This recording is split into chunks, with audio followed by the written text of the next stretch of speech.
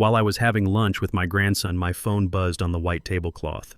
The screen flashed a red notification, security alert. Back door opened. I reached for my phone to dial 911, my heart hammering against my ribs. My grandson Trey reached across the table and placed his hand over mine.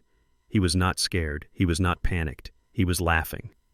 He took a sip of his iced tea and looked me in the eye. "It is just Mom," he said. "She is moving our things in." "But she does not have a key," I stammered. Trey smiled a smile that did not reach his eyes. "You gave it to her last week, Grandpa. Don't you remember? You really are starting to lose it." That was the moment I realized the robbery was not happening by strangers. It was happening from the inside, and I was paying for the lunch. Before I continue this story, let me know where you are watching from in the comments below. Hit like and subscribe if you have ever had to stand up to family who underestimated your worth. My name is Curtis Wright. For 40 years, I worked as a risk management auditor for some of the biggest firms in Chicago. My job was simple. I looked at numbers, I looked at patterns, and I found the lies people tried to hide in the margins. I was good at it. I could spot a fraudulent transaction from a mile away or catch a CEO sweating over a missing decimal point. But as I sat there in that high-end bistro staring at my 22-year-old grandson, I realized I had missed the biggest red flag of my life. It was sitting right across from me eating a $30 lobster roll that I was paying for. The lunch was supposed to be a celebration. Trey had told me he was considering going back to finish his business degree. I wanted to encourage him. I wanted to believe that the boy I used to take fishing, the boy who used to cry when he scraped his knee, was still in there somewhere. But the young man sitting opposite me was a stranger. He wore a suit that I knew cost more than my first car, yet he had asked me for gas money last week. He checked his smartwatch, constantly tapping the screen with an impatience that made my teeth edge. He complained that the service was too slow. He made a face when I ordered just a soup. Then the notification came. My security system is not new, but it is reliable. I installed it myself 3 years ago, shortly after my wife Lucille passed away. The house was too big for one person, everyone said so. But that house was not just wood and brick. It was the museum of my life with Lucille. Every picture frame, every piece of furniture, every scratch on the hardwood floor had a story. I protected it because it was all I had left of her. The notification was specific.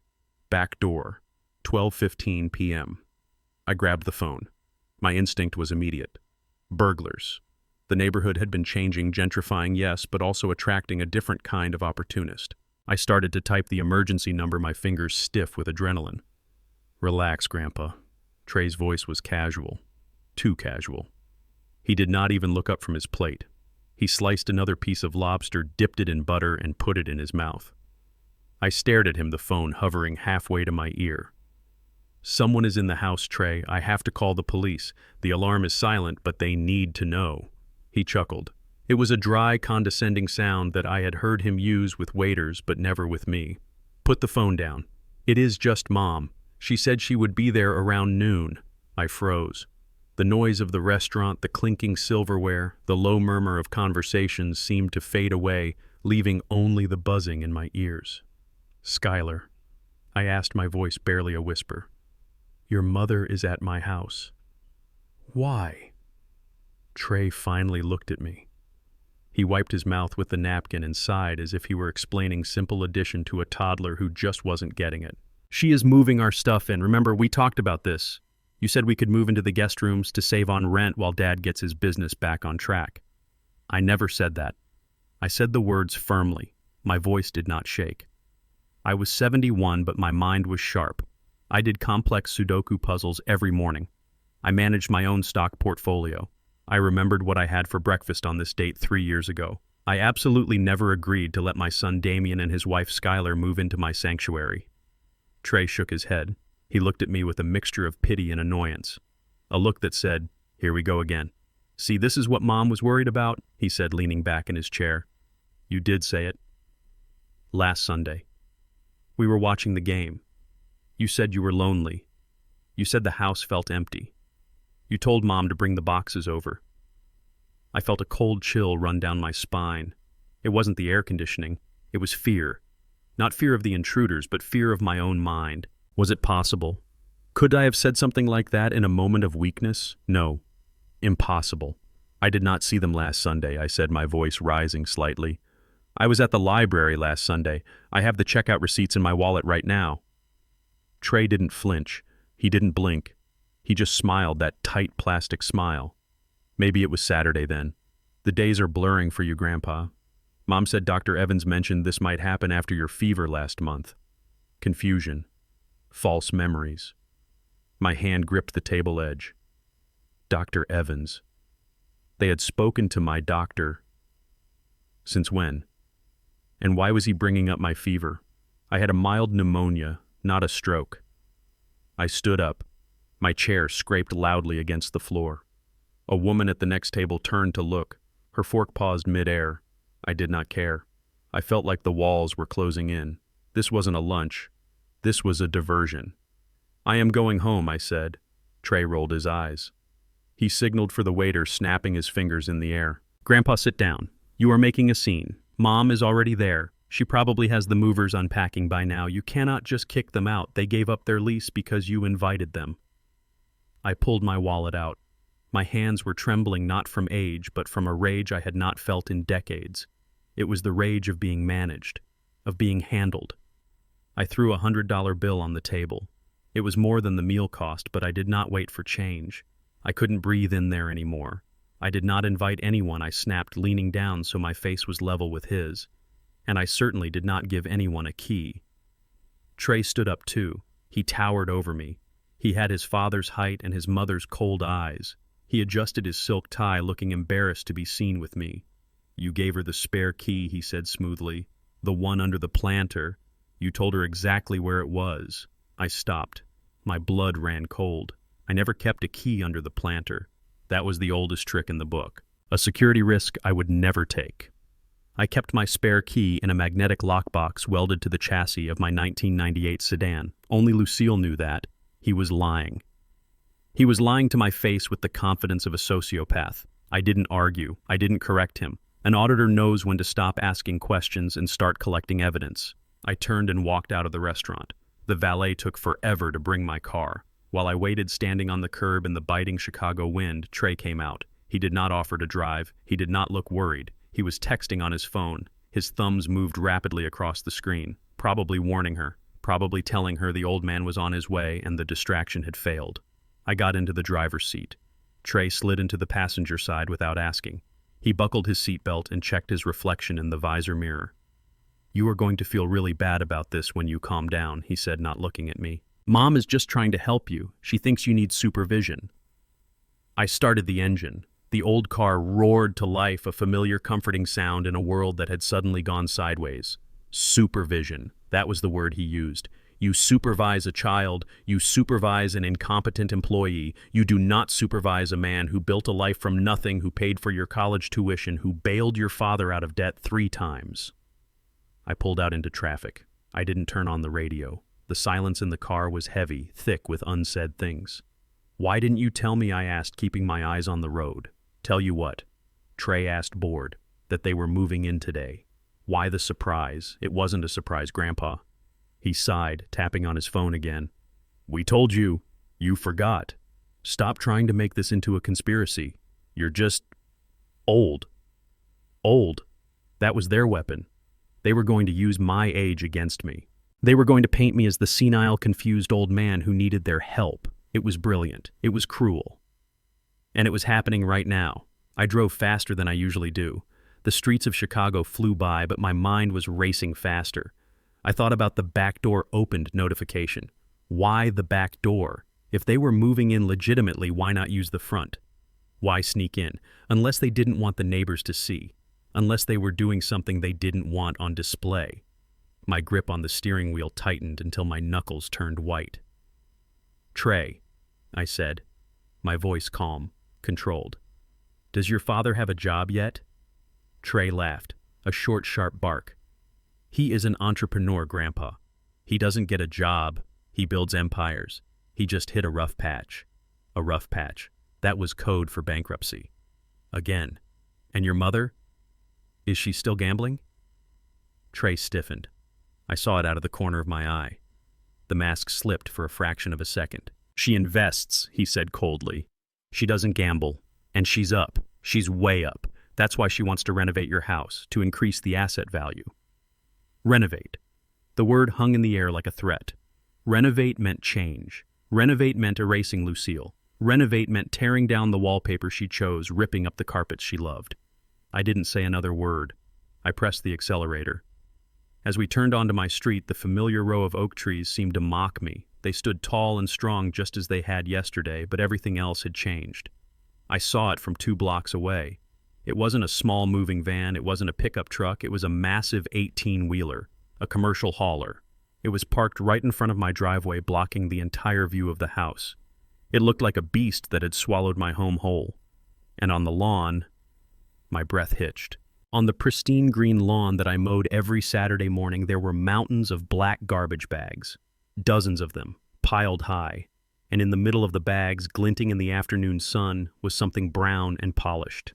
I slammed the brakes. The car screeched to a halt in the middle of the street. Grandpa Trey yelled, grabbing the dashboard, "Watch it!" I didn't hear him. I was staring at the object on the lawn. It was the mahogany coffee table, the one Lucille and I had bought in New Orleans for our 10th anniversary, the one she didn't let anyone put a glass on without a coaster. It was sitting in the dirt, upside down. One of its legs was broken. I felt a physical blow to my chest, harder than any heart attack. They weren't just moving in, they were erasing me. I unbuckled my seatbelt. My hands were no longer shaking, they were fists. The engine of my sedan ticked as it cooled, but my blood was boiling. I stepped out of the car and the smell of diesel exhaust filled my lungs. The massive 18-wheeler truck was idling, sending tremors through the pavement of my driveway. It was a beast of a machine, utterly out of place in our quiet, tree-lined neighborhood. But it was not the truck that made my hands shake. It was the men. 3 of them. They were wearing blue jumpsuits and heavy work boots. They were marching in and out of my front door like an army of ants dismantling a fallen beetle. I slammed my car door shut. The sound echoed like a gunshot, but none of them even looked up. I walked faster. My 71-year-old knees protested, but rage is a powerful painkiller. I reached the edge of the lawn, and that is when I saw it. I saw the black garbage bags piled high, looking like body bags in a war zone. And then I saw a flash of color that made my heart stop. It was blue, a specific, deep, soulful blue. It was the album cover of John Coltrane's Blue Train, an original pressing from 1957. Lucille and I had found it in a dusty shop in Harlem on our honeymoon. It was not just a record. It was a memory. It was the soundtrack to our first apartment. It was the music that played while we painted the nursery for Damien. The record was not in a box. It was not in a protective sleeve. It was lying on the grass, exposed, vulnerable. "Hey!" I shouted. My voice cracked, but it was loud enough to cut through the rumble of the truck engine. I said, "Hey!" One of the movers, a large man with a thick beard, walked out of my front door. He was carrying a crate. I recognized that crate. It was made of cedar wood. I had built it myself to hold the rarest parts of the jazz collection. He was holding it casually, tilting it to the side. I watched in slow motion as a stack of vinyl slid toward the edge. "Careful!" I roared. I lunged forward. I moved faster than I had in 10 years. The man looked at me, startled. He adjusted his grip, but he did not stop. He walked past me toward the open back of the truck. "That is my property. Put it down." I grabbed his arm. It was a foolish move. He was young and strong, and I was an old man in a suit. But I did not care. I was protecting my wife. The man stopped and looked down at me. He did not look angry. He looked bored. He looked like a man who was just doing a job, and I was an annoyance. "Let go, Pops," he said. "We are on a schedule. I am not Pops to you," I snapped. "I am the owner of this house, and I am telling you to put that crate down before I call the police." The man sighed. He looked over my shoulder toward the porch. "Ma'am," he called out, "we got a problem here." I turned around. Standing on the top step of my porch was Skylar, my daughter-in-law. She looked impeccable. She was wearing white linen pants and a silk blouse, holding her phone in one hand and a venti coffee cup in the other. She looked like she was posing for a lifestyle magazine cover. She did not look like a woman who was looting her father-in-law's home. She looked like the CEO of the operation. She lowered her sunglasses and looked at me. Her expression was not one of guilt. It was one of mild irritation. "Curtis," she said. Her voice was calm, smooth, and utterly devoid of warmth. "I thought Trey was taking you to the park after lunch." I stared at her. I could not believe the audacity. She was standing in the doorway where Lucille used to greet me every evening. She was standing there like she owned the bricks, the mortar, and the memories inside. "Tell them to stop," I demanded. I pointed a trembling finger at the mover. "Tell them to put my things back inside. Right now." Skylar took a sip of her coffee. She walked slowly down the steps. She moved with the confidence of someone who held all the cards. "We cannot do that, Curtis," she said. "The truck is rented by the hour. We have to clear the main floor today. The staging company is coming tomorrow morning to paint." Staging company. Paint. The words hit me like physical blows. "You are not painting my house," I said. I stepped toward her. "This is my house. Mine. I paid for it. I worked 40 years to pay for it. You have no right." Skylar stopped on the bottom step. She was eye level with me now. She smelled of expensive perfume and arrogance. "Actually, we do have the right," she said. She tapped her phone against her chin. "Damien and I are your legal guardians now. Remember the paperwork? We make the decisions about your living environment. And we decided that this environment is too cluttered. It is a safety hazard." Cluttered. She called my life clutter. She called Lucille's legacy a hazard. "That is a lie," I spat. "The house is pristine." Skylar gestured to the lawn. "Look at this junk, Curtis. Old records, dusty books, furniture that smells like mothballs. It is depressing. We are doing you a favor. We are modernizing. We are liquidating the assets that do not serve a purpose anymore." Liquidating.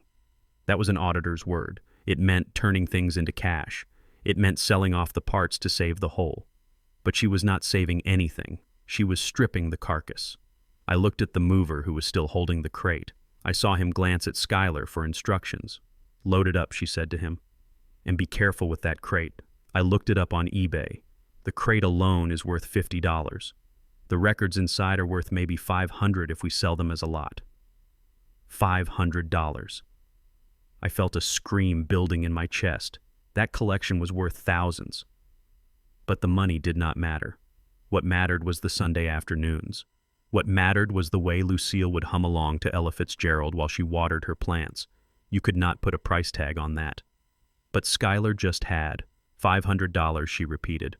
"That will pay for the new light fixtures in the foyer." I felt dizzy. The world was tilting on its axis. My son's wife was selling my memories to buy lamps. "I am not letting you do this," I said. I turned away from her. "I am going inside. I am calling my lawyer. I am calling the police. I am going to stop this." I marched toward the front door. I had to get to the landline in the study. I had to find my documents. I had to find the deed. I had to prove that I was still a man, not a child to be managed.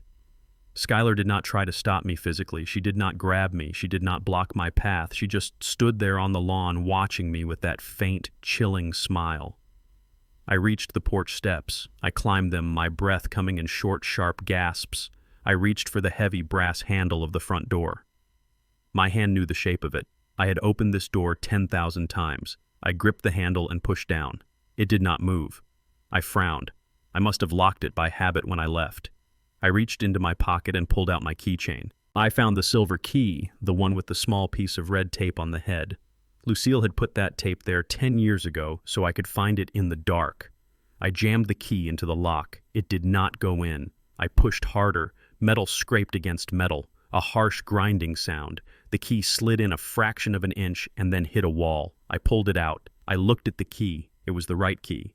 I looked at the lock, and then I saw it. The lock was new. It was not the tarnished brass deadbolt that had been there since 1985. It was shiny. It was gold. It was digital. There was a keypad above the handle that had not been there this morning. I stared at the keypad. The numbers glowed with a faint blue light. They mocked me. I tried the key again desperately. I jammed it against the metal, scratching the shiny new surface. "Open. Open, damn you." It did not open. I pounded on the door with my fist. The solid wood hurt my knuckles, but I did not stop. "Damien, I know you are in there. Open this door. Open this door right now." Silence. I pounded again. I kicked the bottom of the door. My shoe left a black scuff mark on the fresh white paint. "Damien, open the door." I heard a sound behind me, a slow, rhythmic clapping. I turned around. Skylar was standing on the lawn, clapping her hands slowly. "It is a smart lock, Curtis," she called out. "You can open it with an app on your phone, but we did not set up an account for you yet. We did not think you would be able to remember the passcode." She walked closer. She looked up at me, stranded on my own porch, locked out of my own life. "Besides," she said, We cannot have you wandering in and out while the contractors are working. It is a liability. You understand, right? An auditor should understand liability. My hand dropped from the door. I looked at the key in my palm. It was useless. It was a piece of metal that opened nothing. It belonged to a past that had been erased in the span of a 2-hour lunch. "Where is Damien?" I asked. My voice was hollow. "He is busy," she said.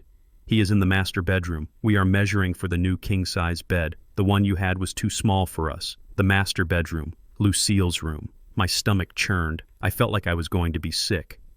They were in our room. They were measuring our space for their comfort. "You are evil," I whispered. Skylar laughed. It was a bright, tinkling sound that belonged at a cocktail party. "I am practical, Curtis. There is a difference. Now come down from there. The movers need to get the sofa out. And you are blocking the way." She pointed to the side of the house. "The basement door is round the back," she said. "It is unlocked. Damien put your cot down there. And a majestic bucket for your bathroom needs until the plumber comes next week. A cot. A bucket." She was not just taking my house. She was taking my dignity. She was stripping me of my humanity. I looked at the neighbors' houses. Mrs. Gable across the street was watching from her window. I saw the curtain twitch. She saw me. She saw the truck. She saw the old man pounding on his own door. She did not come out. She did not help. Nobody wants to get involved in a family dispute. I was alone. I looked at Skylar one last time. I wanted to scream. I wanted to strike her. I wanted to burn the whole world down, but I did not. I am an auditor. I deal in facts. And the fact was, I had lost the high ground. I had lost access. I had lost control. If I fought them physically, they would call the police. They would show the power of attorney. They would say I was violent. They would say I was senile. They would have me committed. And then I would never get my house back. I had to be smart. I had to be patient. I clenched my fist around the useless key. I felt the sharp edges bite into my palm. The pain grounded me. "Okay," I said. Skylar looked surprised. She had expected a fight. She had expected a tantrum. "Okay," she repeated. "I will go to the basement," I said. I walked down the steps. I walked past her. I walked past the movers who were now dragging my favorite armchair across the asphalt. I did not look at them. I kept my eyes fixed on the side gate. I walked to the backyard. The grass was overgrown near the fence. I saw the basement door. It was an old wooden door, peeling paint half hidden by ivy. It looked like the entrance to a dungeon. I pushed it open. It creaked a mournful sound. The air that hit me was cold and damp. It smelled of mildew and neglect. I stepped into the darkness. I fumbled for the light switch, but when I flipped it, nothing happened. They had cut the power to the basement. I stood there in the gloom. I could hear the heavy footsteps of the movers above my head. Thump, thump, thump, like dirt being thrown on a coffin. They thought they had buried me. They thought they had put the old man away in the dark where he could not bother them. I sat down on a cold, hard box. I reached into my pocket and pulled out my phone. The battery was low, but it was enough. I looked at the screen. The security alert was still there. Back door opened. I swiped it away. I opened my contacts. Skylar thought she had changed all the locks. She thought she had secured all the exits. But she forgot one thing. I built this house. I knew every wire. I knew every pipe. And I knew where the bodies were buried because I was the one who dug the holes.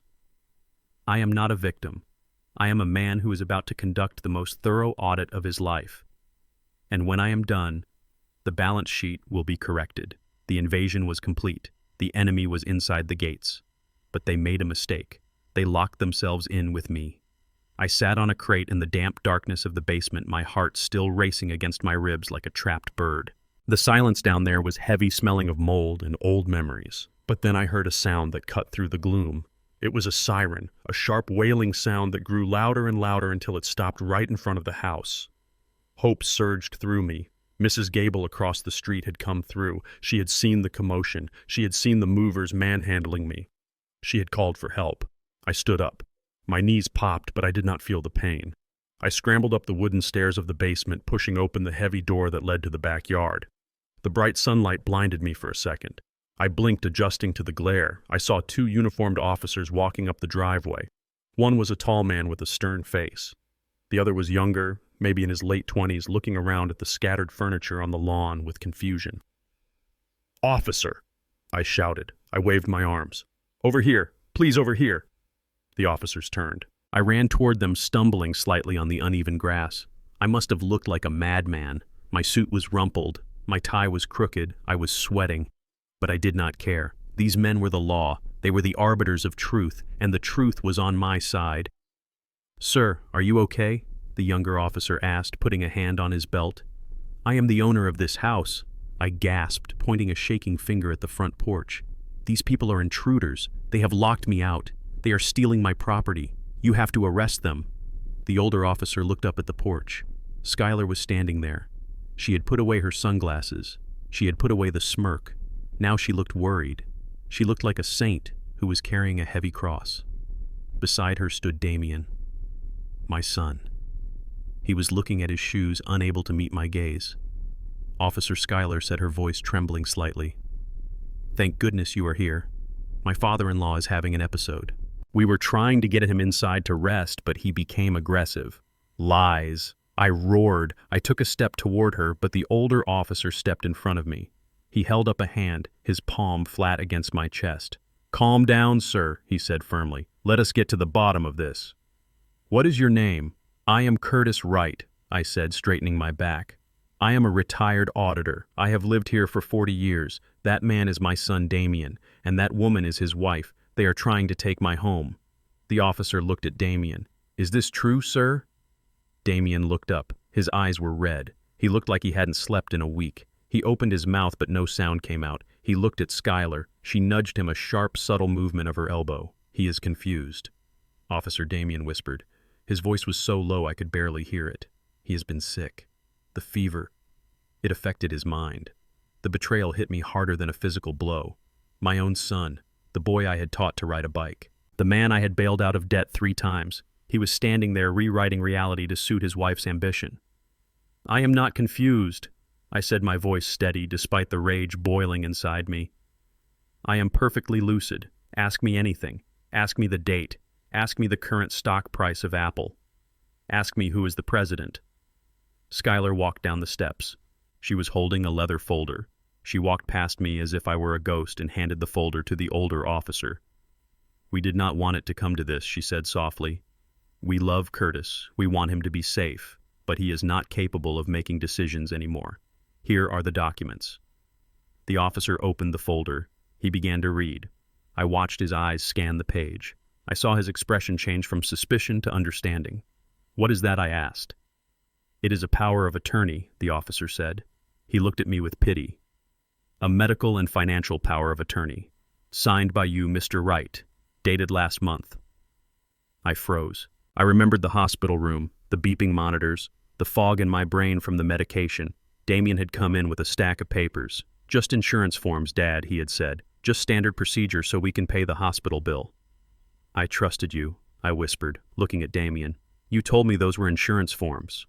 Damien turned away. He could not look at me. He studied the grain of the wood on the porch railing as if it were the most interesting thing in the world. Schuyler answered for him. "We explained everything to you, Curtis. You were just too sick to remember. The doctor agreed that you needed support. This grants us full guardianship over your estate and your living arrangements." The officer closed the folder. He handed it back to Schuyler. "The paperwork seems to be in order, sir," he said to me.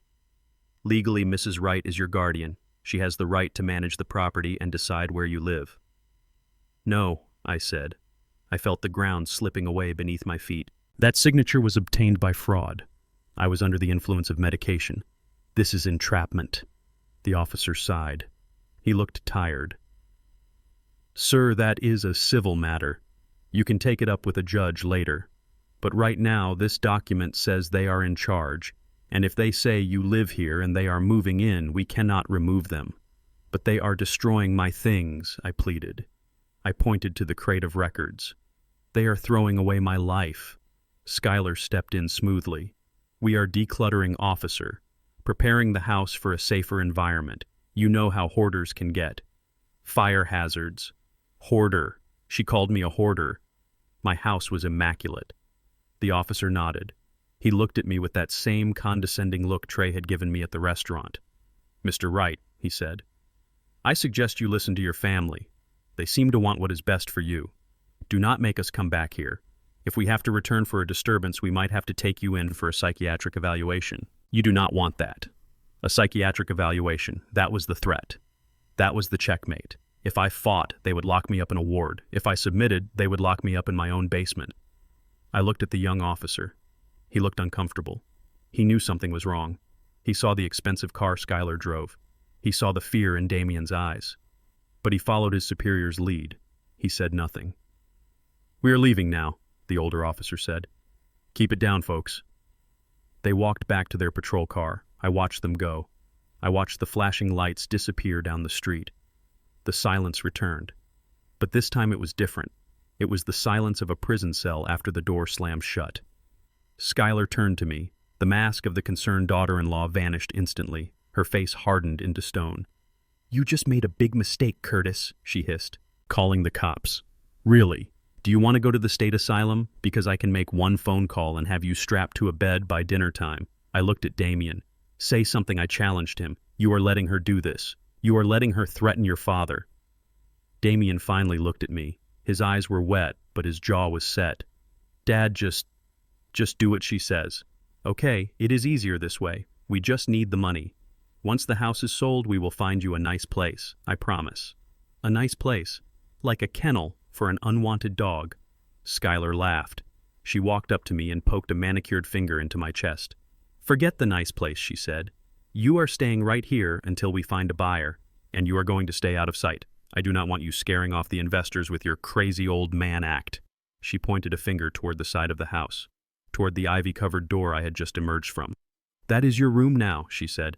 "The basement." "But there is no bathroom down there," I said. My voice sounded strange to my own ears, small, defeated. "There is a bucket," Skylar said. "Use it, and do not come upstairs. I just had the hardwood floors polished in the hallway. I do not want you scuffing them with your cheap shoes." She turned to Damien. "Get inside," she ordered. "We have to finish measuring the kitchen before the contractor arrives." Damien hesitated. He looked at me one last time. For a second I saw the boy I used to know. The boy who cried when his goldfish died. The boy who used to draw me cards for Father's Day. "I am sorry, Dad," he mouthed. No sound, just the shape of the words. Then he turned and followed his wife into the house. The heavy front door closed with a click. I heard the digital lock engage. Beep, beep, whir. I was left standing on the lawn. The movers were gone. The truck was gone. The police were gone. The sun was starting to set, casting long, distorted shadows across the grass. My coffee table was still upside down in the dirt. My records were still scattered like debris from a crash. I walked over to the blue album cover, John Coltrane. I picked it up. The cardboard was damp from the grass. The vinyl inside was cracked. I held it to my chest. I did not cry. Auditors do not cry when they find a discrepancy. They investigate, they calculate, they prepare. I walked slowly to the side of the house. I opened the basement door. The darkness swallowed me. I pulled the string for the single light bulb that hung from the ceiling. It flickered to life, casting a sickly yellow glow over the concrete walls. There was a cot in the corner, an army surplus cot with a thin gray blanket. Beside it was a red plastic bucket. This was my home now. I sat down on the cot. The springs groaned. I looked up at the ceiling. I could hear footsteps above me. Click-clack, click-clack, Skylar's heels. She was walking through my living room. She was walking through my memories. She thought she had put me in a box. She thought she had silenced me. But she made a critical error. She put me in the basement. And the basement is where I keep the archives. I looked at the wall behind the cot. It was covered in old wooden shelving packed with cardboard boxes that Skylar had deemed trash. Dusty, forgotten boxes marked 1980 to 1990. Taxes. Legal. I stood up. I walked over to the shelf. I brushed a layer of dust off a box marked Family Trust, Do Not Discard. Skylar had the power of attorney. She had the police. She had the physical strength. But I had the paper trail. I pulled the box down. It was heavy. I set it on the cot and opened the lid. The smell of old paper filled the small room. It was the smell of ammunition. I took out the first file. The first night in the basement was the longest of my life. I sat on the edge of the army cot and stared at the red plastic bucket in the corner. That bucket was my toilet. That bucket was the sum total of the respect my family had left for me.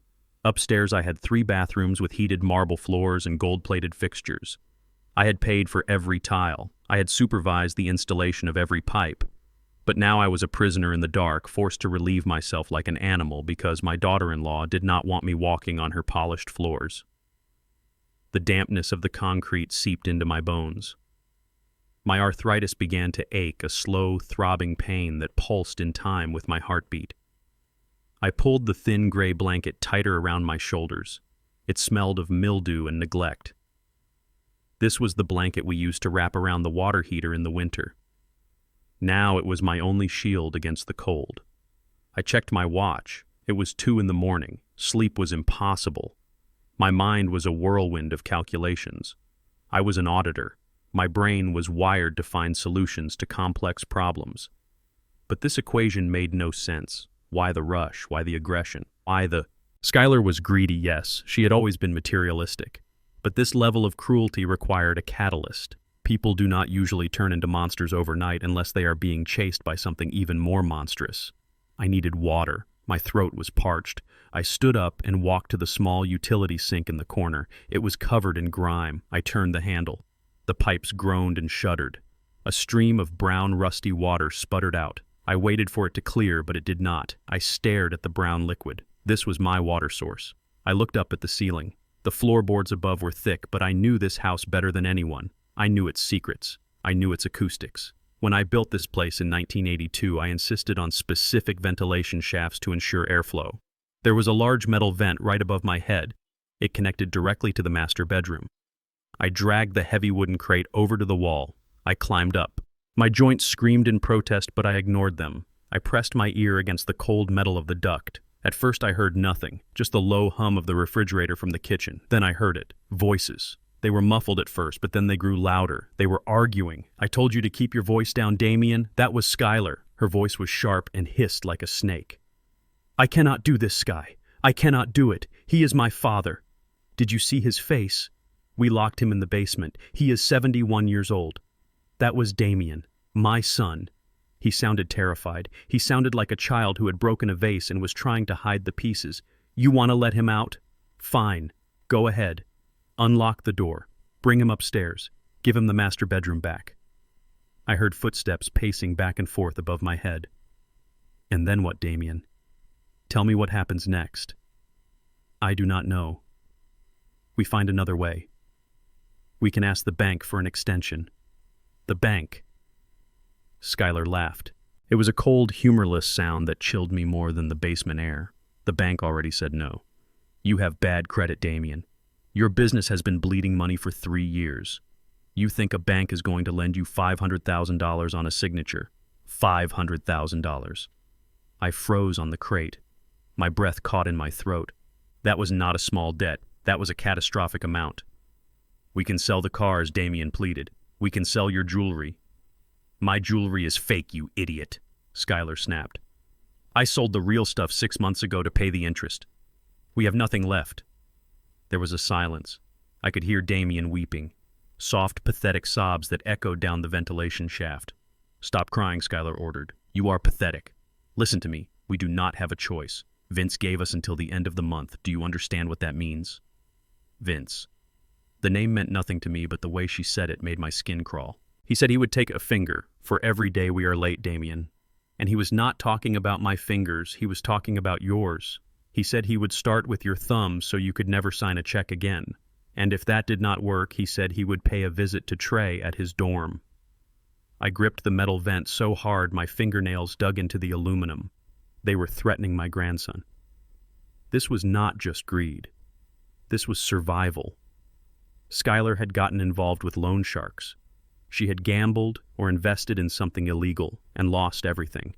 Now she was drowning, and she was using my house as her life raft. "But the house is in a trust." Damien whimpered. "Dad said something about a trust years ago. What if we cannot sell it?" "We can sell it," Skylar said confidently. "The power of attorney gives me the right to liquidate assets for his care. That is the loophole. We are selling the house to pay for his medical needs. That is what I will tell the judge if it ever comes to that." By the time anyone figures it out, we will be in Costa Rica with the leftover cash. She was planning to run. She was going to sell my legacy, pay off a criminal, and flee the country, leaving me to rot in a state facility with nothing. Is the buyer solid? Damien asked. He is coming tomorrow, Skylar said. He is bringing a cash deposit. It is a private sale, no listing, no inspections, just a quick transfer. He knows the situation. He knows we are desperate, so he is lowballing us, but it is enough to pay Vince and get us out. Who is the buyer? Some guy Vince knows. A developer who turns these old historic houses into luxury condos. He is going to gut the place anyway, so he does not care about the condition. Gut the place. They were going to tear down the walls Lucille had painted. They were going to rip out the garden she had planted. They were going to erase every trace of the Wright family from this earth. I listened as the argument died down. I heard the bed springs creak as they sat down. Go to sleep, Damien. Skylar said, her voice softer now, but still controlling. Tomorrow we have to put on a show. We have to make sure the old man stays quiet. If he makes a scene in front of the buyer, the deal is off. And if the deal is off, you are a dead man walking. I climbed down from the crate. I sat back on the cot. The revelation hit me with the force of a physical blow. I had thought this was a family dispute. I had thought it was a matter of disrespect and entitlement. I was wrong. This was a criminal conspiracy. My son and his wife were not just bad children. They were desperate debtors caught in the web of organized crime. And I was the collateral damage. I looked at the red bucket in the corner. Skylar was right about one thing. I was a prisoner.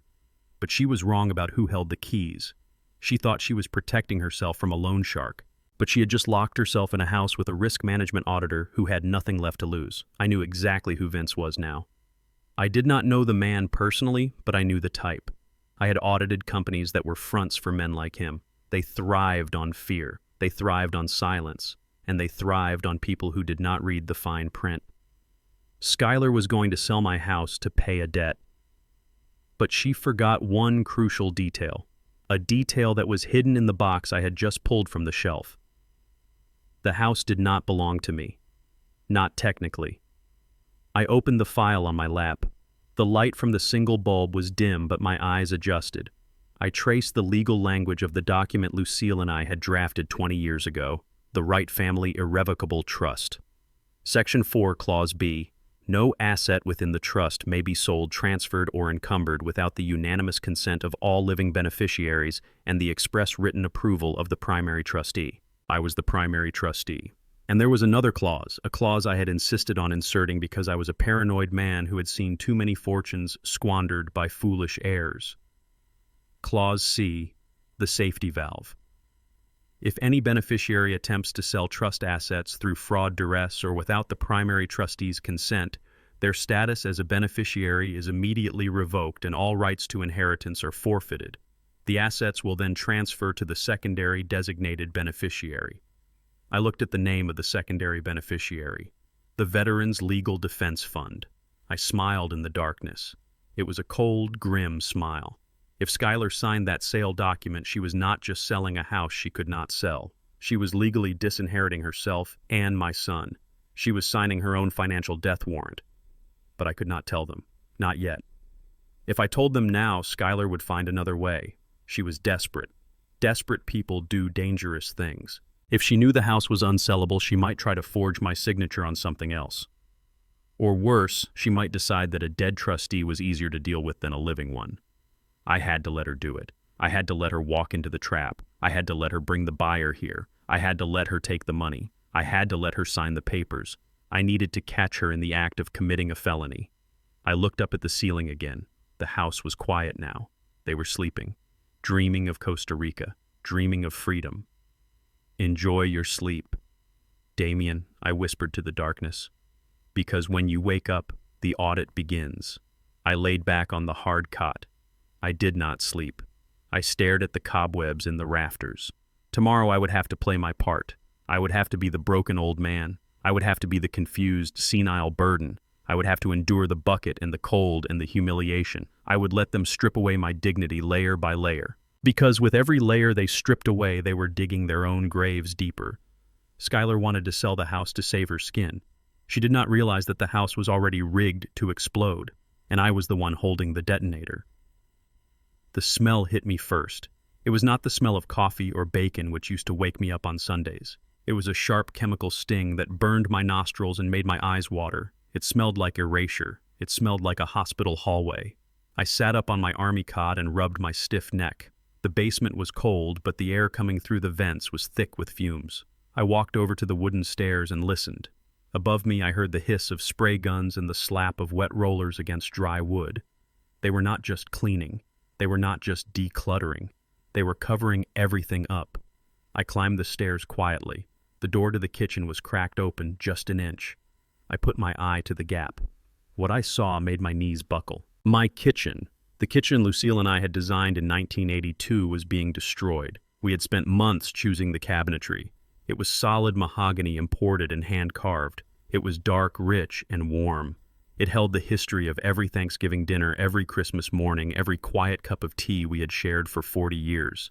Now a man in white coveralls was standing there with a spray gun. He was coating the mahogany in a thick, blinding layer of white paint. Faster Skylar's voice barked from the living room. "We need 2 coats before noon. The buyer wants a modern farmhouse look. Bright, clean, no more of this depressing dungeon vibe. Depressing." She called the craftsmanship of a master carpenter depressing. She called the warm embrace of my home a dungeon. I watched as the white paint covered the wood grain. I watched the soul of my house disappear under a layer of cheap latex. It was a metaphor for what she was doing to my life. She was whitewashing me. Whitewashing. She was painting over my history, my struggles, and my victories to make me palatable for a quick sale. I wanted to burst through the door. I wanted to grab the spray gun and smash it. I wanted to scream that mahogany costs 10 times what that paint costs. I wanted to tell her that you do not paint over hardwood. It is a sin against architecture. It is a sin against taste. But I stopped myself. I am an auditor. I do not act on emotion. I act on evidence. I stepped back down into the darkness of the basement. The image of the white paint burned into my retinas. My heart was pounding, but my mind was beginning to clear. Skylar was making changes, major structural and cosmetic changes. I looked at the boxes stacked against the wall, the boxes she had thrown down here because she thought they were trash. I walked over to the stack. I ignored the hunger in my stomach. I ignored the throbbing in my joints. I began to dig. I was looking for a specific file, a blue folder with a gold seal. I moved aside old tax returns. I moved aside warranties for appliances that had broken 10 years ago. I moved aside grade school report cards for Damien. Then I found it. It was at the bottom of a box marked miscellaneous. I pulled it out and wiped the dust from the cover. The document inside was yellowed with age, but the seal was still bright red. The National Register of Historic Places, African American Architectural Heritage Designation. I opened the folder. My hands shook slightly as I read the text. In 2005, Lucille and I had applied for this status. Our neighborhood was one of the first affluent black communities established in Chicago after the war. Our house was designed by Calvin Brooks, a renowned black architect. It was not just a house, it was a landmark. I ran my finger over the restrictions clause. Property designated under this act may not undergo significant interior or exterior alteration without the express written permission of the Historical Preservation Board. This includes but is not limited to the removal of original fixtures, structural changes, or the painting of original unpainted woodwork. Original unpainted woodwork. Skylar was not just committed a crime against taste. She was committing a federal offense. She did not know. Of course she did not know. She saw the house as a pile of bricks to be flipped. She did not know the history. She did not know that painting that mahogany was illegal without a permit that took 6 months to acquire. A smile touched my lips. It was a small, cold smile. She was destroying the value of the asset she was trying to sell, and she was breaking the law to do it. I sat down on the cot and pulled out my burner phone. I dialed the number for J.D. Barnes. He answered on the second ring. "Curtis," he said. His voice was rough, like gravel in a blender. I looked into the trust. "It is ironclad, but we have a problem with the power of attorney." "What problem?" I asked. "The judge who signed off on it is a golf buddy of the doctor who declared you incompetent," J.D. said. "It is a tight circle, Curtis. If we challenge it now, they will drag it out in court for months. They will freeze your accounts. They will force you into evaluation. By the time we win, the house will be sold and the money will be in the Caymans. They are painting the mahogany, I said. Silence on the other end. JD knew my house. He had sat in that kitchen 100 times. They are what he asked. They are painting it white, I said. They are trying to make it look like a farmhouse. That is a crime, JD growled. That wood is irreplaceable. It is also a violation of the Historical Preservation Act, I said. I have the certificate right here. JD paused. I could hear the gears turning in his brilliant legal mind. You have the certificate? The original? Yes, I said. And they do not have a permit. I checked the city website on my phone. No permits have been filed for this address. Curtis J.D. said, his voice dropping to a whisper. This changes things. This is not just a civil dispute anymore. This is destruction of protected property.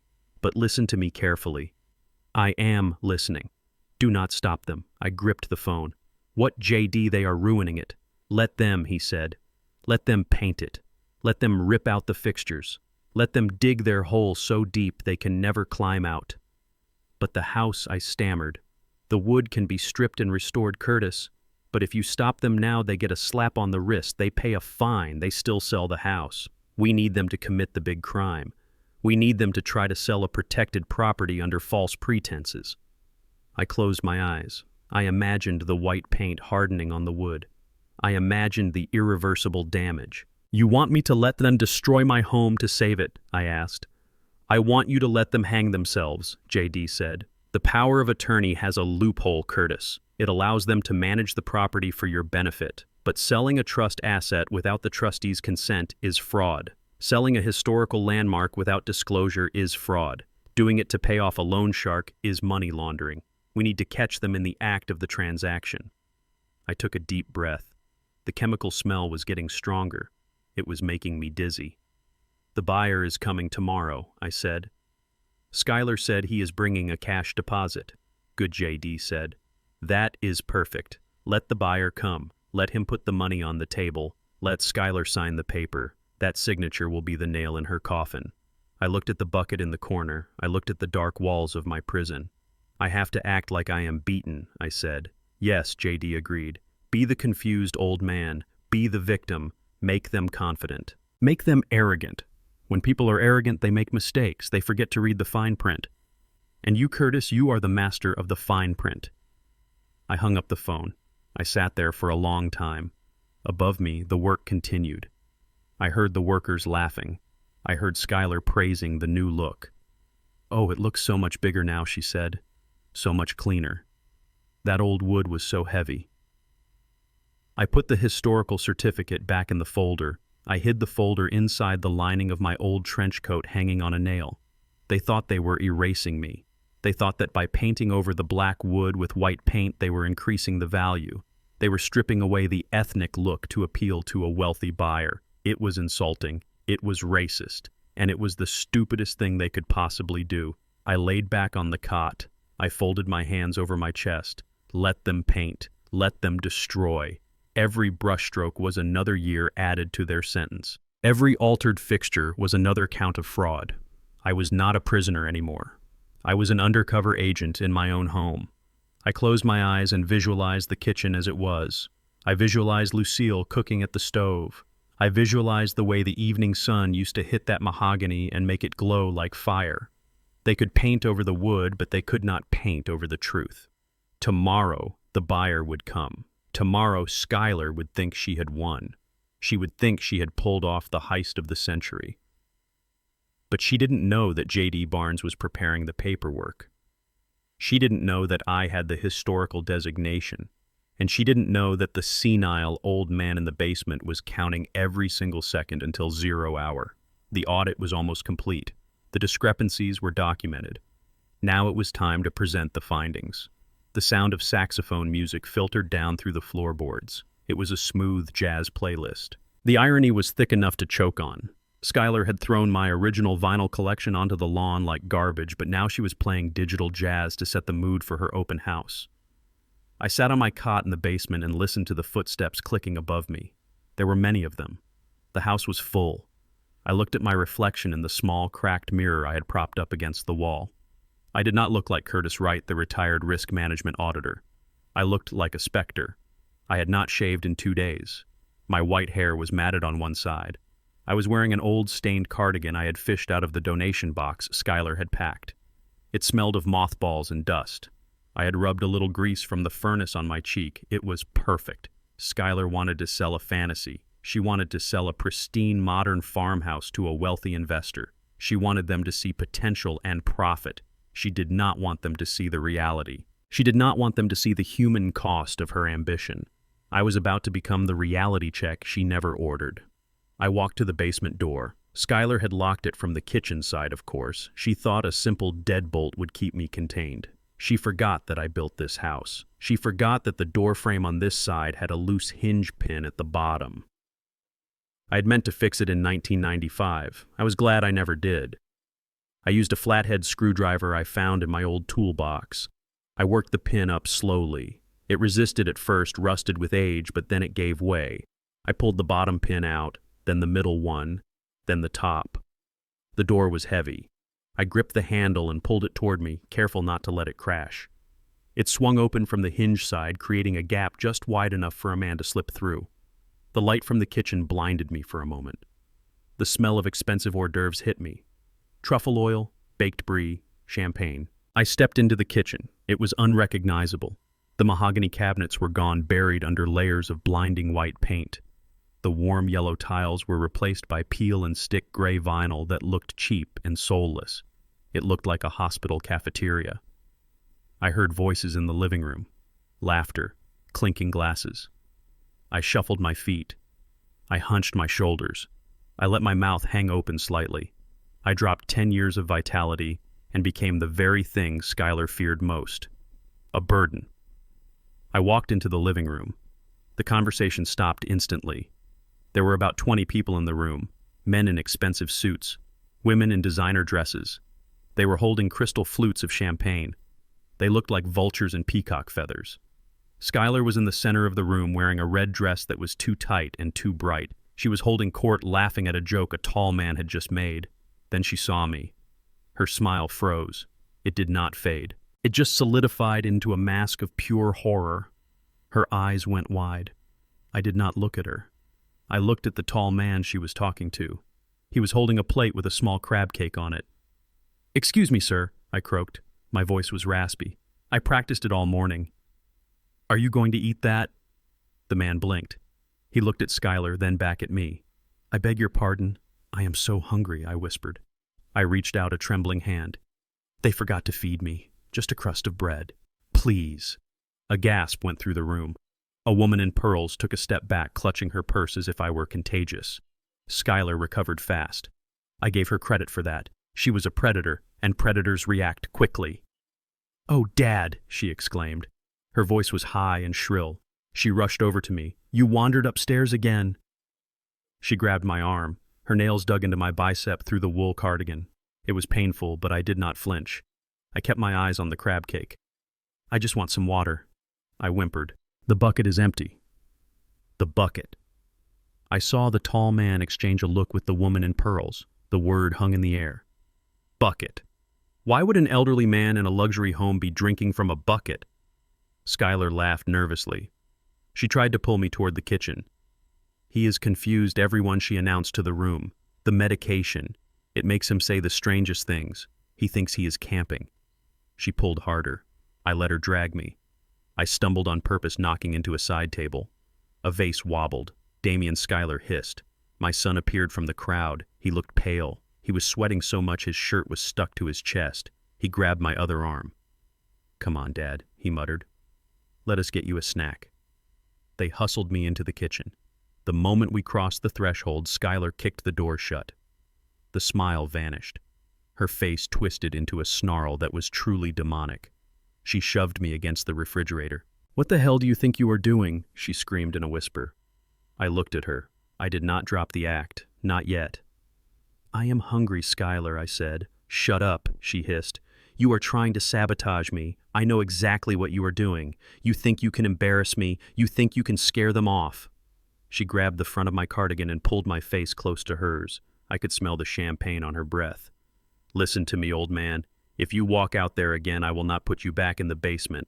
I will drive you straight to Shady Pines, and not the nice wing. I will put you in the high-security ward with the screamers. I will tell them you are violent. I will tell them you attacked me. Do you understand? You will die strapped to a bed smelling of urine and bleach. I looked into her eyes. I saw that she meant it. She was past the point of morality. She was cornered. Damien was standing by the sink shaking. Sky, take it easy, he whispered. He is just hungry. Let me give him a sandwich. Do not give him anything, Skylar snapped. He goes back in the hole, now. She turned to open the basement door but then stopped. She realized the hinges were popped. She looked at the door, then at me. You took the door off, she asked, disbelief coloring her voice. You senile old bat. You took the door off. I fixed the hinge, I said innocently. It was loose. She let out a sound of pure frustration. She looked like she wanted to hit me. Damien, fix the door. Nail it shut if you have to. Just keep him in there until the contracts are signed. She smoothed her dress. She checked her reflection in the microwave door. She took a deep breath, preparing to put the mask back on. I am going back out there, she said. If I hear one sound from this kitchen, one single peep, I am calling the asylum van. She pushed through the swinging door back into the party. I heard her voice float back, bright and fake. So sorry about that. Poor dear. He just loves to meet people. Now who wants a refill? I stood in the kitchen with Damien. He would not look at me. He was trying to jam the hinge pin back in with the heel of his shoe. Damien, I said softly. He flinched. Dad, please. Just go downstairs, please. You are sweating, Damien, I said. He stopped hammering. He leaned his forehead against the doorframe. It is hot in here, he lied. It is not the heat, I said. It is the fear. He turned to look at me. His eyes were wide-rimmed with red. You do not know what is happening, Dad. You do not understand. I know about Vince, I said. The color drained from his face completely. He looked like a corpse. How do you know that name? I am an auditor, Damien. I listen. I observe. And I know that Skylar owes him $500,000. Damien slid down the door frame until he was sitting on the floor. He put his head in his hands. It is worse, Dad. It is not just money anymore. I walked over to the swinging door. I pushed it open, just a crack, just enough to see the living room again. I scanned the crowd. I was looking for the buyer. Skylar said he was coming with a cash deposit. I saw the man in the expensive suit talking to Skylar. But he did not look like a real estate investor. He was not looking at the crown molding. He was not looking at the floors. He was looking at the guests with a predatory boredom. Then I saw another man standing in the corner. He was not drinking champagne. He was wearing a black leather jacket over a black t-shirt. He was thick-necked with a scar running through his left eyebrow. He looked completely out of place among the pearls and suits. He was staring directly at the kitchen door. He was staring at me. No. He was staring at Damien through the crack in the door. I looked at the man's hand. He raised it slowly to his neck. He extended his thumb.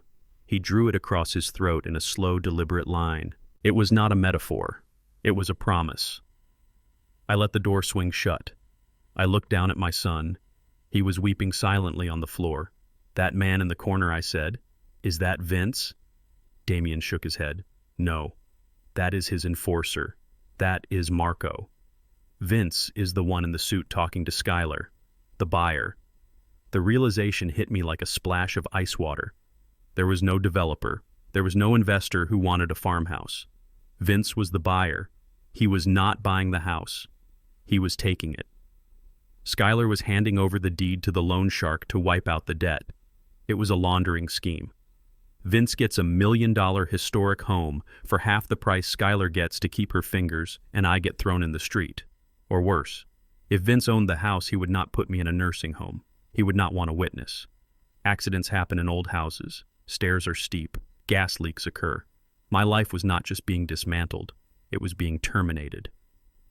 I looked at Damien. Does Skylar know, I asked? Does she know she is selling to the devil? Damien nodded. She set it up. She thinks she can control him. She thinks once he gets the house, we are free. She is a fool, I said. You do not do business with sharks and walk away with all your limbs. I looked around the kitchen, my white kitchen, my prison. I had to stop this, but I could not do it by begging. I could not do it by acting crazy. I needed to blow the deal up. I needed to make the house radioactive.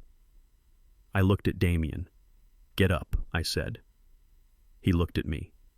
"Dad, get up," I ordered. My voice was the voice of the man who raised him, the man who taught him to stand up to bullies. "Fix the door, lock me back in." He looked confused. "What? Do it," I said. "Lock me in. Make it look convincing." I walked back into the basement darkness. I heard Damien fumbling with the hinges. I heard the lock click. I sat on the cot. My heart was hammering, but my hands were steady. Skylar thought the threat was the asylum. She thought the threat was my senility.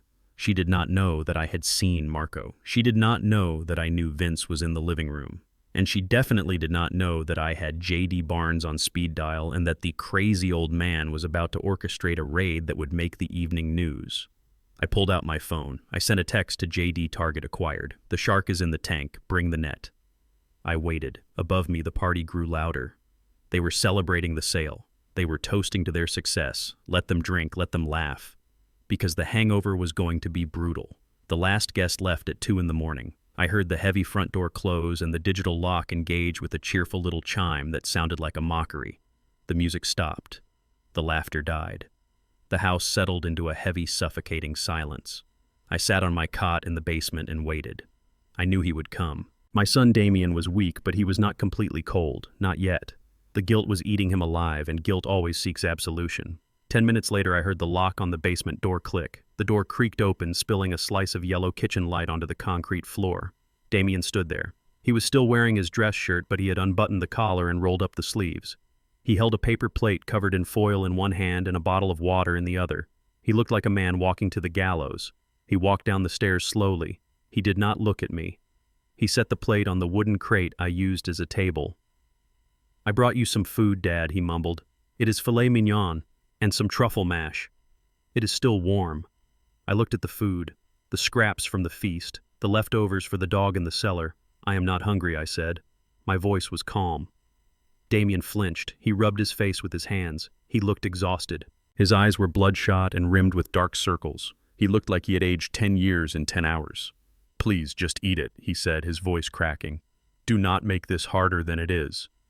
"Harder?" I asked. I stood up. My joints popped, but I stood straight. I wanted to look him in the eye. "You think this is hard for you? You are sleeping in a king-sized bed upstairs. I am sleeping on a canvas cot next to a bucket of my own waste. Do not talk to me about hard, Damien." Damien turned away. He paced the small room 4 steps one way, 4 steps back. It was the pace of a trapped animal. "We sold the house," he said abruptly. "The deal is done." Vince agreed to the price. "He is coming back tomorrow morning with the paperwork and the cash." I watched him. I studied him like a balance sheet that refused to reconcile. "You mean you sold your soul?" I corrected him. "You know who Vince is. I saw Marco make the threat. You are not selling a house, Damien. You are paying a ransom." Damien spun around. Hysteria bubbled in his throat. "So what if I am?" he shouted. "What choice do I have? It is either the house or my life. You want me to die? Is that it? You want them to find me in a ditch so you can keep your precious mahogany cabinets?" I took a step toward him. He stepped back, afraid of the old man he had locked up. "I want you to be a man," I said. "I want you to face your mistakes instead of burning down my life to cover them up. Do you have any idea what this house represents?" "It is just a house," Damien screamed. "It is just bricks and wood. Stop acting like it is a cathedral." "It is not just a house," I roared back. My voice echoed off the concrete walls, silencing him for a second. I walked over to the shelf. I pulled down an old, dusty photo frame. It was a black and white picture of Lucille and me standing in front of this house in 1982. We were young, we were tired, but we were proud. "Look at this," I demanded. I shoved the photo toward him. "Look at your mother's hands. Do you see those calluses? Do you know how she got them? She worked double shifts at the hospital for 10 years to save the down payment for this place. 10 years, Damien. She scrubbed floors. She emptied bedpans. She missed dinners. She missed holidays. She did it so you could grow up in a neighborhood where the police did not kick down the door every Friday night." Damien stared at the photo. His breathing was shallow and fast. I continued, my voice trembling with the weight of the memory. When the bank refused us a loan because of the color of our skin, she did not give up.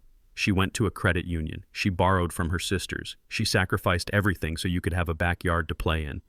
This house is not an asset, Damien. It is her sweat. It is her blood. It is the only thing she left behind. And you are handing it over to a criminal who will gut it and turn it into a money laundry. Damien began to shake. He covered his ears. "Stop it," he yelled. "Stop talking about her." "I will not stop," I said. "You need to hear this. You are not just selling a building. You are selling her legacy. You are spitting on her grave. If you sign those papers tomorrow, you are telling the world that her sacrifice meant nothing to you. You are telling me that her life was just a piggy bank for you to break open when you failed." That was the trigger. The word failed cut him deeper than any knife. Damien's face twisted into a mask of pure, ugly rage. It was the rage of a mediocre man who knows he is mediocre but refuses to accept it. "I did not fail," he screamed. "The market turned against me. The system is rigged. It is always the system." He lunged at me. He did not hit me. He grabbed the photo frame from my hands. "She is dead," he shrieked. He held the photo up like an accusation. "She is dead, Dad. She does not care about the house. She does not care about the cabinets. She is gone." "Damien, do not," I warned. My voice was low, dangerous. But he was past the point of return. He wanted to hurt me. He wanted to break the only thing I had left because he was broken inside. "You are the selfish one," he yelled. "You are sitting on $1 million while your son is drowning. You care more about this dead woman and her dusty memories than you care about my life." He raised the frame high above his head. "No," I shouted. He threw it.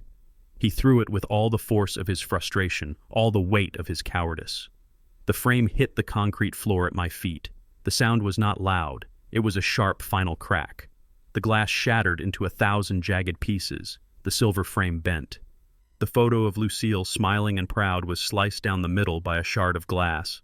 Silence rushed back into the room. Absolute ringing silence. Damien stood there, his chest heaving, his hands still raised in the follow-through of the throw. He looked down at the broken glass. He looked at my face. For a second, I saw regret in his eyes. I saw the realization of what he had done. He opened his mouth to speak. Maybe to apologize. Maybe to blame me again. I did not let him speak. I looked down at the photo. I looked at the glass scattered across the gray floor. Something inside me turned off. For 71 years, I had been a father. I had been a provider. I had been a protector. I had forgiven the bad grades. I had forgiven the crashed cars. I had forgiven the dropped college courses and the failed business ventures. I had always kept a line of credit open for him in my heart. But as I looked at Lucille's face cut in two by his violence, I closed the account. I did not yell. I did not strike him. I did not cry. I became the auditor. I crouched down slowly. My knees hurt, but I did not show it. I began to pick up the larger pieces of glass. I gathered them in my palm. They bit into my skin, but the pain was distant, irrelevant. "Dad," Damien whispered. His voice was shaking. I didn't mean to." I stood up. I held the broken glass in one hand. I looked him directly in the eyes. My face was a blank sheet of paper. "Get out," I said. Damien took a step forward. "Dad, listen. I am not your father," I said. The tone was conversational, factual. It was the tone I used when I told a CEO his company was insolvent. What Damien whispered. "My son died a long time ago," I said. "I do not know who you are, but you are trespassing on my property." "Dad, stop it. You're scaring me." Damien stammered. "Turn around," I said. "Walk up those stairs, lock the door, and do not come back down here until the police come to take you away." Damien stared at me. He searched my face for anger, for heat, for anything he could argue with, but he found nothing. He found a wall of ice. He backed away. He looked at the broken photo one last time, then turned and ran up the stairs. He stumbled on the top step, then slammed the door shut. I heard the lock engage. Then I heard him slide the heavy bolt home. I was alone again. I sat down on the cot. I placed the broken photo on the crate next to the cooling filet mignon. I carefully picked the glass shards out of the frame. I tried to fit the two halves of the picture together. Lucille's face was severed, but if I held it just right, she looked whole again. "I am sorry, Lucy," I whispered to the picture. I tried. I really tried. I took a deep breath. The air in the basement felt different now. It was no longer a prison. It was a waiting room. Damien had made his choice. He had chosen the shark over his father. He had chosen violence over history. I reached into the lining of my trench coat and pulled out the file with the trust documents, the file with the historical preservation certificate. I opened the section on beneficiary revocation. I took a pen from my pocket. It was a cheap ballpoint, but it worked. I drew a single straight line through the name Damien Wright. It was done. I was no longer saving the house for him. I was saving it from him. I looked at the time. It was 3 a.m. In 6 hours, Vince would arrive. In 6 hours, the closing ceremony would begin. I lay back on the cot. I did not sleep. I stared at the ceiling, visualizing the events of the next day. I planned every move, every word, every silence. Damien thought he had broken me by breaking the picture. He did not understand physics. When you break glass, you create edges, sharp, invisible edges that can cut you to the bone if you handle them wrong. I was the glass now, and tomorrow when they tried to pick me up and throw me away, they were going to bleed. At 4 a.m, the world is gray. It is a color that I have become very familiar with in my line of work. Gray is the color of uncertainty. It is the color of the fine print. It is the color of the fog that hides the truth until the sun comes up to burn it away. I sat on the edge of my cot and listened to the silence of the house above me. Damien and Skylar were asleep in the master bedroom, probably dreaming of the millions they thought they would have by noon. They were sleeping the deep, heavy sleep of the guilty who believe they have gotten away with it. I did not sleep. I had work to do. I stood up and moved toward the basement door. The hinge pins I had loosened earlier were still slack. I worked them out silently, one by one. I set them on the concrete floor. They made no sound. I pulled the heavy wooden door toward me, creating a gap just wide enough to slide through. The night air hit me like a splash of cold water. It smelled of wet grass and impending rain. I took a deep breath, filling my lungs with the first taste of freedom I had had in 48 hours. But I was not leaving. Not yet. I slipped through the shadows of the backyard, moving along the fence line where the lilac bushes had grown wild. I knew every inch of this yard. I knew where the ground was uneven. I knew where the loose stones were. I moved like a ghost in my own kingdom. I reached the back alley. A black sedan was parked under the street lamp, its engine idling so quietly it was barely a whisper. The window rolled down as I approached. J.D. Barnes looked older than I remembered. His face was a map of wrinkles carved by 40 years of fighting in courtrooms. He looked at me with eyes that had seen everything and yet still held a spark of righteous anger. "Get in, Curtis," he said. His voice was rough like gravel. I opened the passenger door and slid inside. The car was warm. It smelled of old leather and strong coffee. It was a sanctuary. "You look like hell," Curtis J.D. said, handing me a thermos. "I feel like hell," I admitted, taking a sip. The coffee was black and bitter, just the way I liked it. But my mind is clear, J.D. clearer than it has been in years. J.D. reached into the back seat and pulled out a thick briefcase. He set it on his lap and clicked the latches open. He pulled out a blue folder with a gold seal. I pulled the original trust documents from the archives, J.D. said. "You were right. Your memory is better than mine. We set this up in 1995, right after you had that scare with your heart." I nodded. I remembered that day. Lucille had been terrified. She wanted to make sure the house would always be safe. She wanted to make sure that no matter what happened to us, the legacy would survive. Skylar has the power of attorney. J.D. continued, tapping a piece of paper. "It is a broad document, Curtis. It gives her the right to make financial decisions, to sell assets for your care, to manage your estate. On the surface, it looks like a golden ticket." "But," I said. But J.D. smiled, a shark-like smile. "The power of attorney applies to Curtis Wright, the individual. It does not apply to the Wright family irrevocable trust." He opened the blue folder and pointed to a paragraph on the 3rd page. Section 8, Article 4. The separation of assets. The house is not owned by you, Curtis. It is owned by the trust. You are merely the beneficiary and the primary trustee. "And the clause regarding the sale," I asked. J.D. flipped the page. "Here it is. The poison pill. No asset held within the trust may be liquidated, sold, or transferred by any guardian agent or power of attorney holder. Any sale of real estate requires the wet signature of the primary trustee." He looked at me. "And here is the kicker, Curtis. That signature must be witnessed by a court-appointed official or signed in the presence of a notary who has certified the trustee is of sound mind and acting without duress. I leaned back in the seat. The tension in my chest began to loosen. So if Skylar signs the deed using the power of attorney, I said. It is void, J.D. said. It is a worthless piece of paper. The title company will not insure it. The transfer will not record. But this is a cash deal, J.D., I reminded him. Vince is not using a title company. He is not looking for title insurance. He is handing over a bag of cash and taking the deed. He thinks possession is 9/10 of the law. J.D. nodded slowly. That is where it gets criminal, Curtis. If Skylar accepts that cash and hands over a deed she cannot legally transfer, she is committing fraud, grand larceny, theft by deception. And because the amount is over $100,000, it is a Class 1 felony. She will go away for 20 years. And Vince? I asked. J.D. sighed. Vince is a different animal. If he finds out he bought a fake deed, he will not sue her. He will kill her. And he might kill you too for letting it happen. I looked out the window at the dark outline of my house. We have to stop it, J.D. said, closing the folder. We have enough right here to get an emergency injunction. I can wake up a judge. We can have the police at your door in an hour. We can shut this down before breakfast.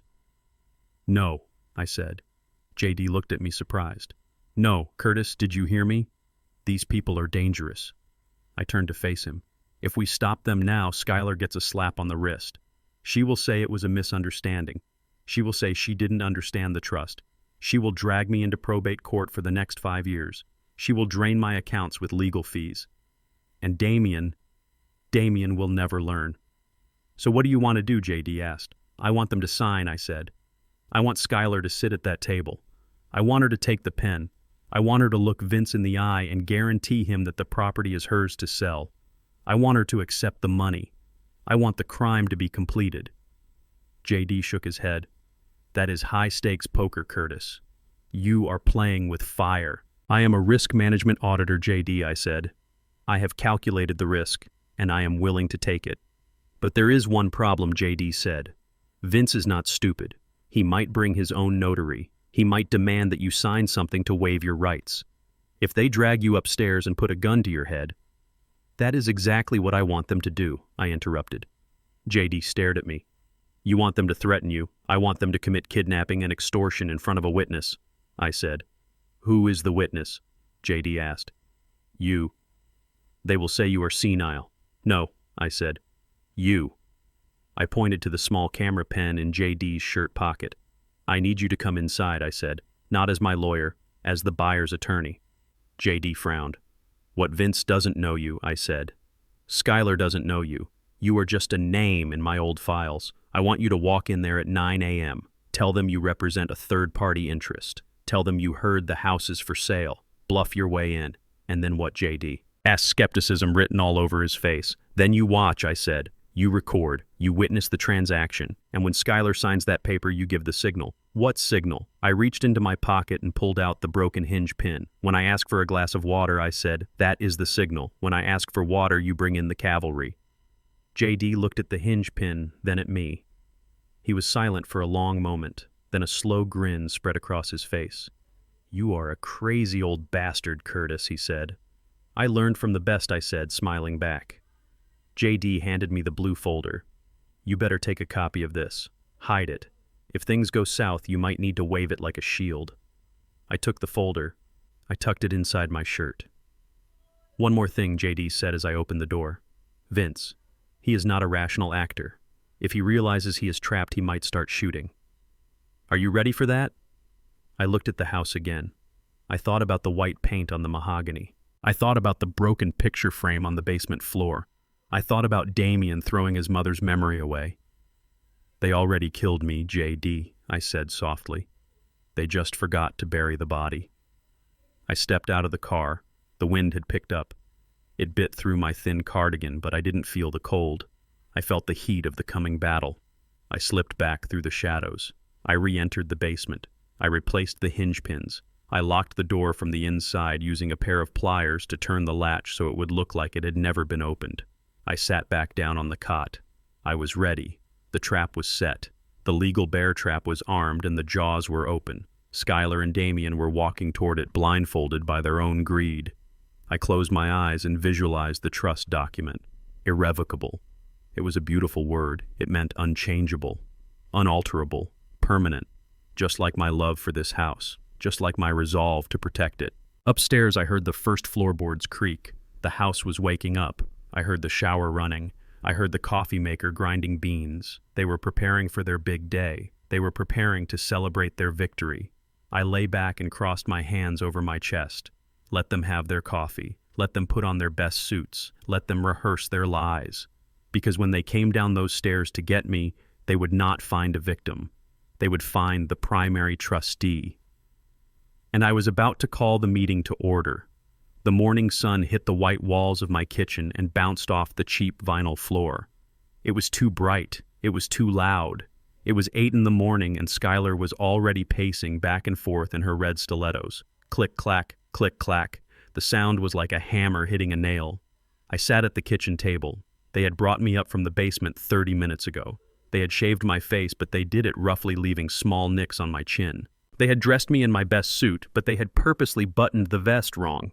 They wanted me to look presentable enough to sign, but senile enough not to ask questions. Skylar slammed a mug of black coffee down in front of me. "Drink it," she ordered, "and try not to spill it on your shirt. We do not have time to change you again." I stared at the coffee. I let my head loll to the side. I let my mouth hang open just a fraction of an inch. I was not Curtis Wright, the auditor, anymore.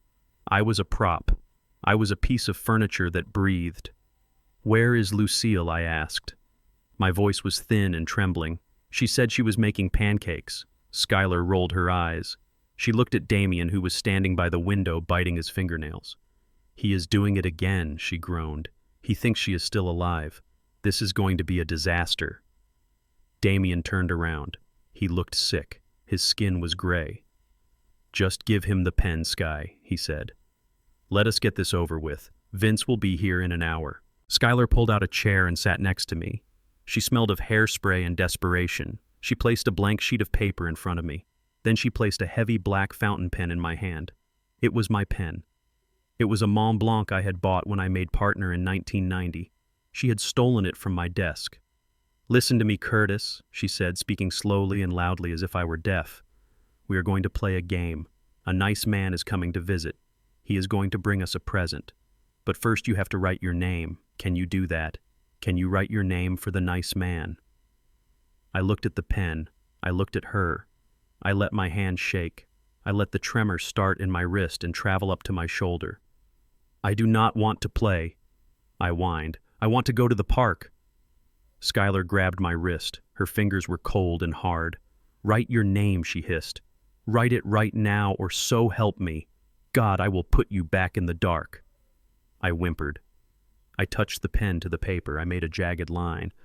Then I dropped the pen. It rolled across the table and fell onto the floor. Skylar screamed, a short, sharp sound of pure rage. She dove under the table to get it. I looked over at the kitchen island. Trey was sitting there, my grandson. He was holding his phone up. The camera lens was pointed directly at me. He was not helping. He was not looking away in shame. He was filming. I saw the red recording light. I saw the smirk on his face. "Trey, what are you doing?" Damien asked nervously.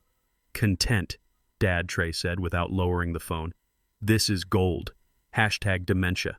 Hashtag old people problems. The internet eats this stuff up. Look at him. He looks like a lost puppy." He laughed. I felt a fire ignite in my belly that was hotter than any rage I had ever known.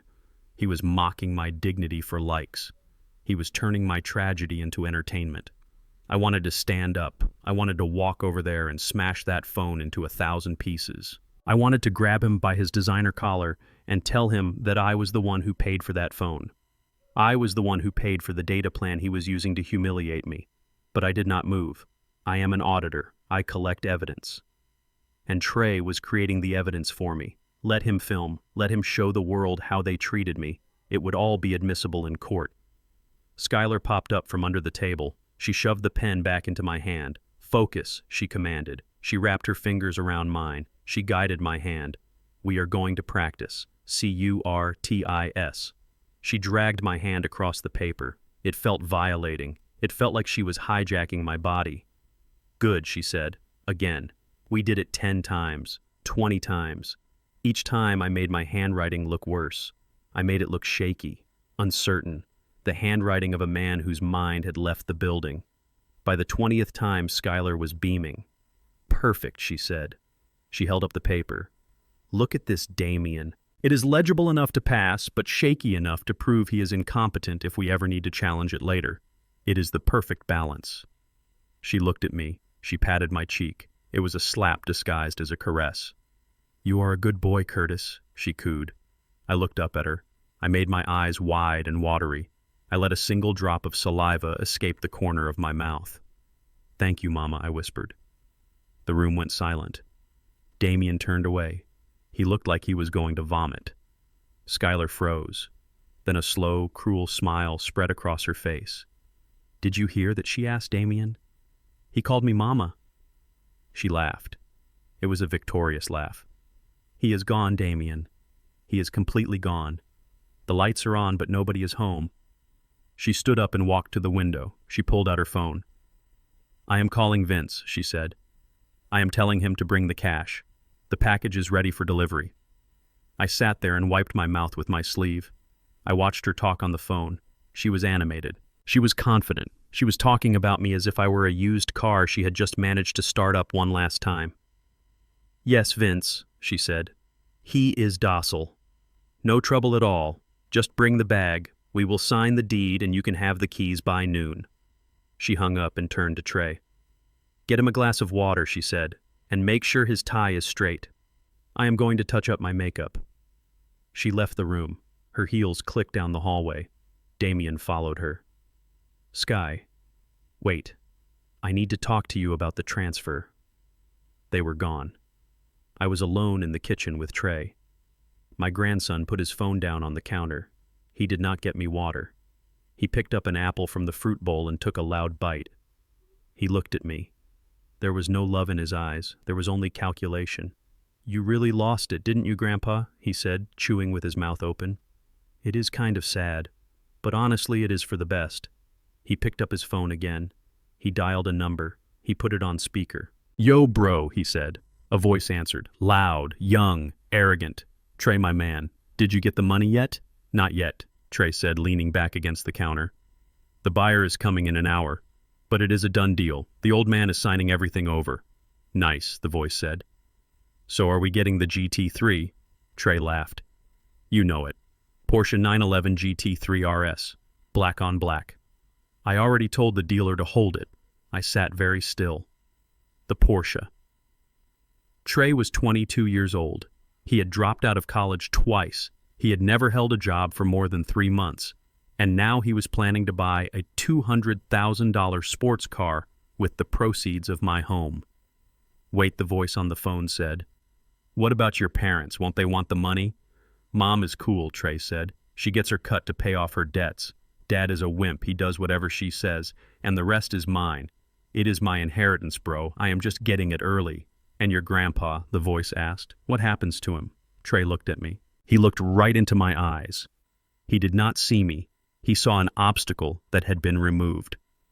"Oh, we found a place for him," Trey said. "It is called Sunny Acres or something. It is way out by the landfill. It is super cheap, like state-funded cheap."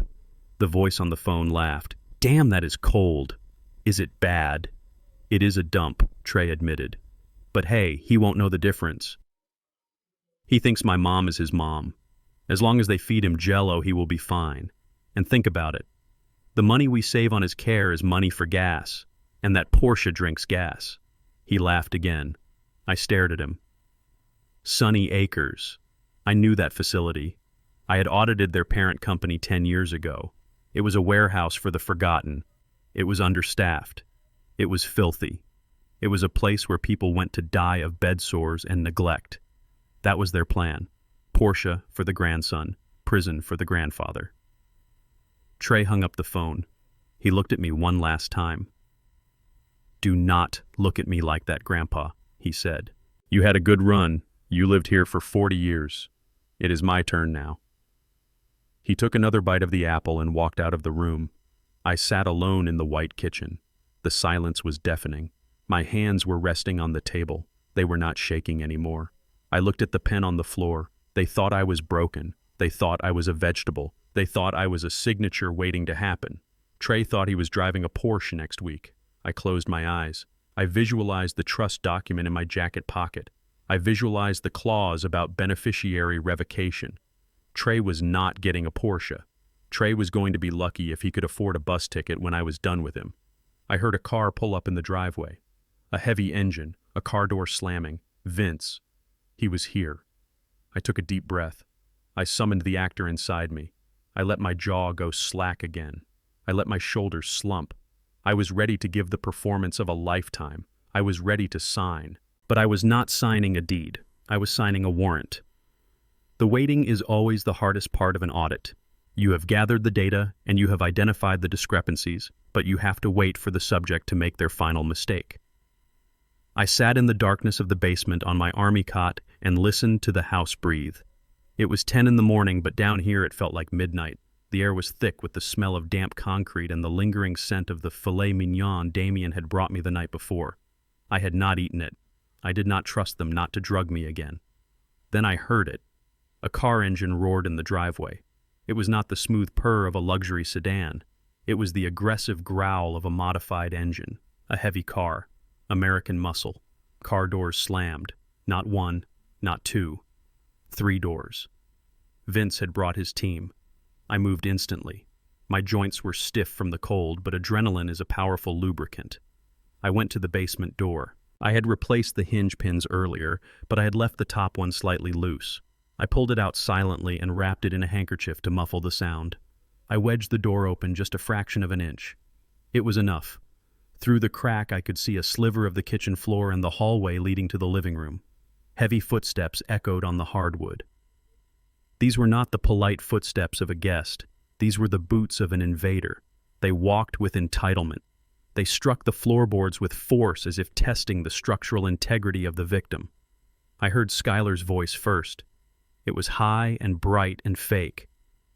"Vince, so good to see you. You are early." We were just finishing up the coffee. There was no response, just the sound of heavy breathing and the rustle of leather jackets. Then a voice spoke. It was deep and gravelly like wet cement mixing in a drum. "Cut the pleasantries, Skylar. Where is he?" "He is right here," Skylar said quickly. "Damien, come say hello to Vince." I shifted my position. I put my eye to the crack. I could see Damien standing by the kitchen island. He was wearing his best suit, but he looked like a child playing dress-up. He was shaking. His hands were gripping the edge of the granite counter so hard his knuckles were white. Vince stepped into my view. He was a mountain of a man. He wore a suit that cost $5,000, but he wore it like a prison uniform. His neck was thick, and a scar ran from his ear down into his collar. He did not look like a real estate investor. He looked like a demolition ball with a pulse. Behind him stood Marco, the enforcer I had seen the night before.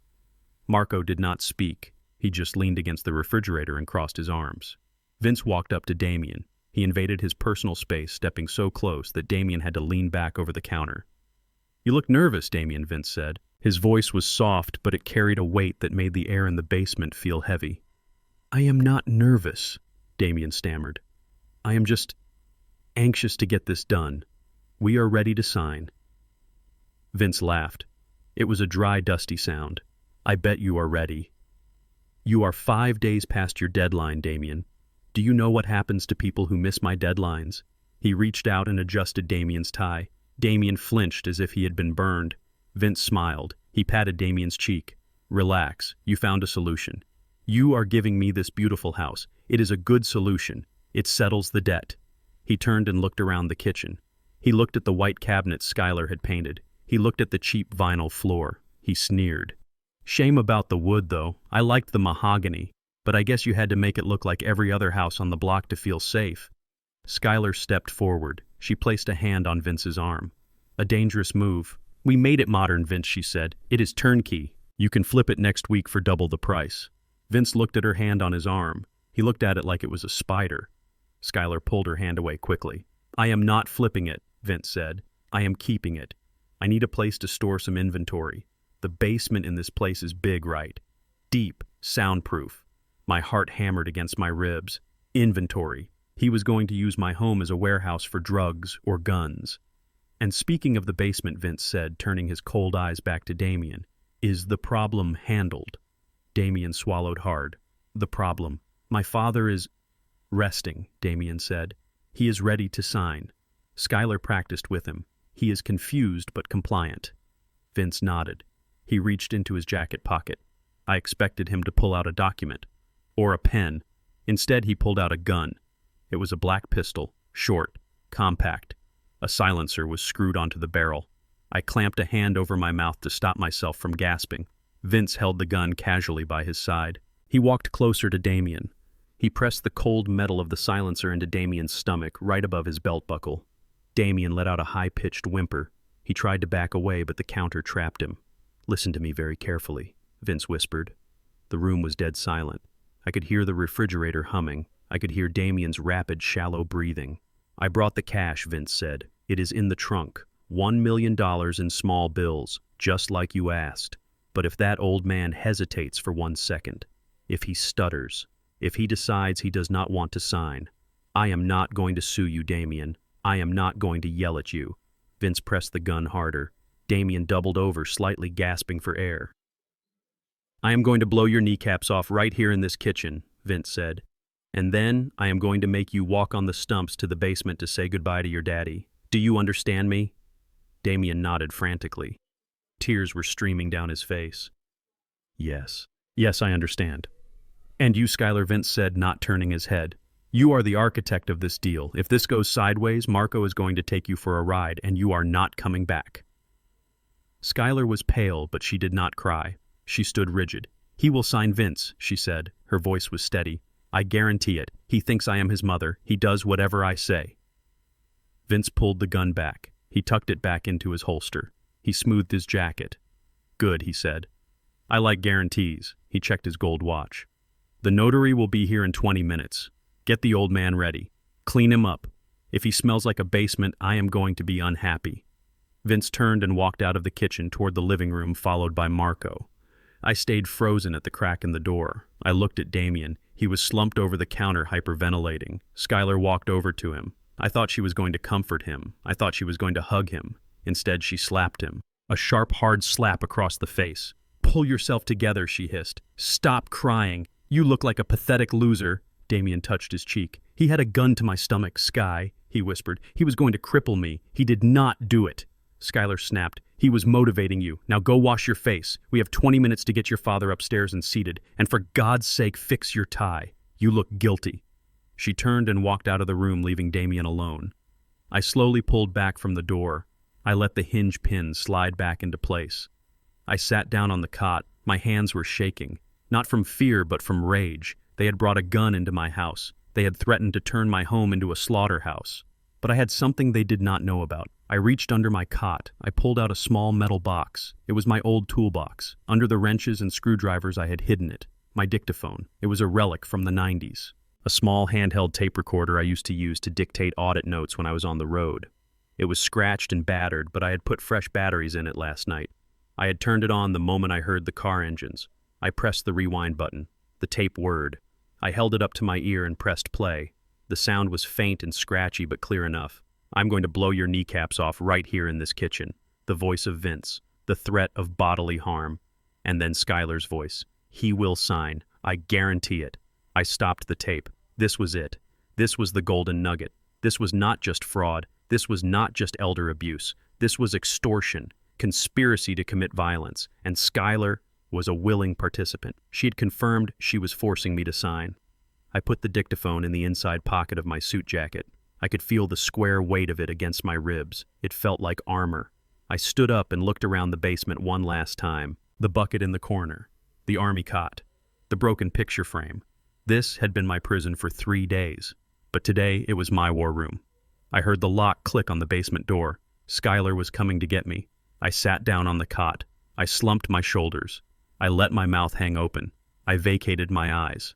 The door opened. Light flooded in. Skylar stood at the top of the stairs. She looked like an angel of death in a designer dress. Come on, Curtis, she called out. Her voice was sweet and poisonous. Come upstairs. It is time for your medicine. I stood up slowly. I shuffled my feet. I am coming, Mama, I mumbled. I walked up the stairs. I walked toward the gun. I walked toward the shark. But I was not afraid. Because I was bringing the one thing a shark fears most: a net. The leather bag hit the kitchen table with a heavy thud that rattled the coffee cups. It was the sound of $1 million in cash.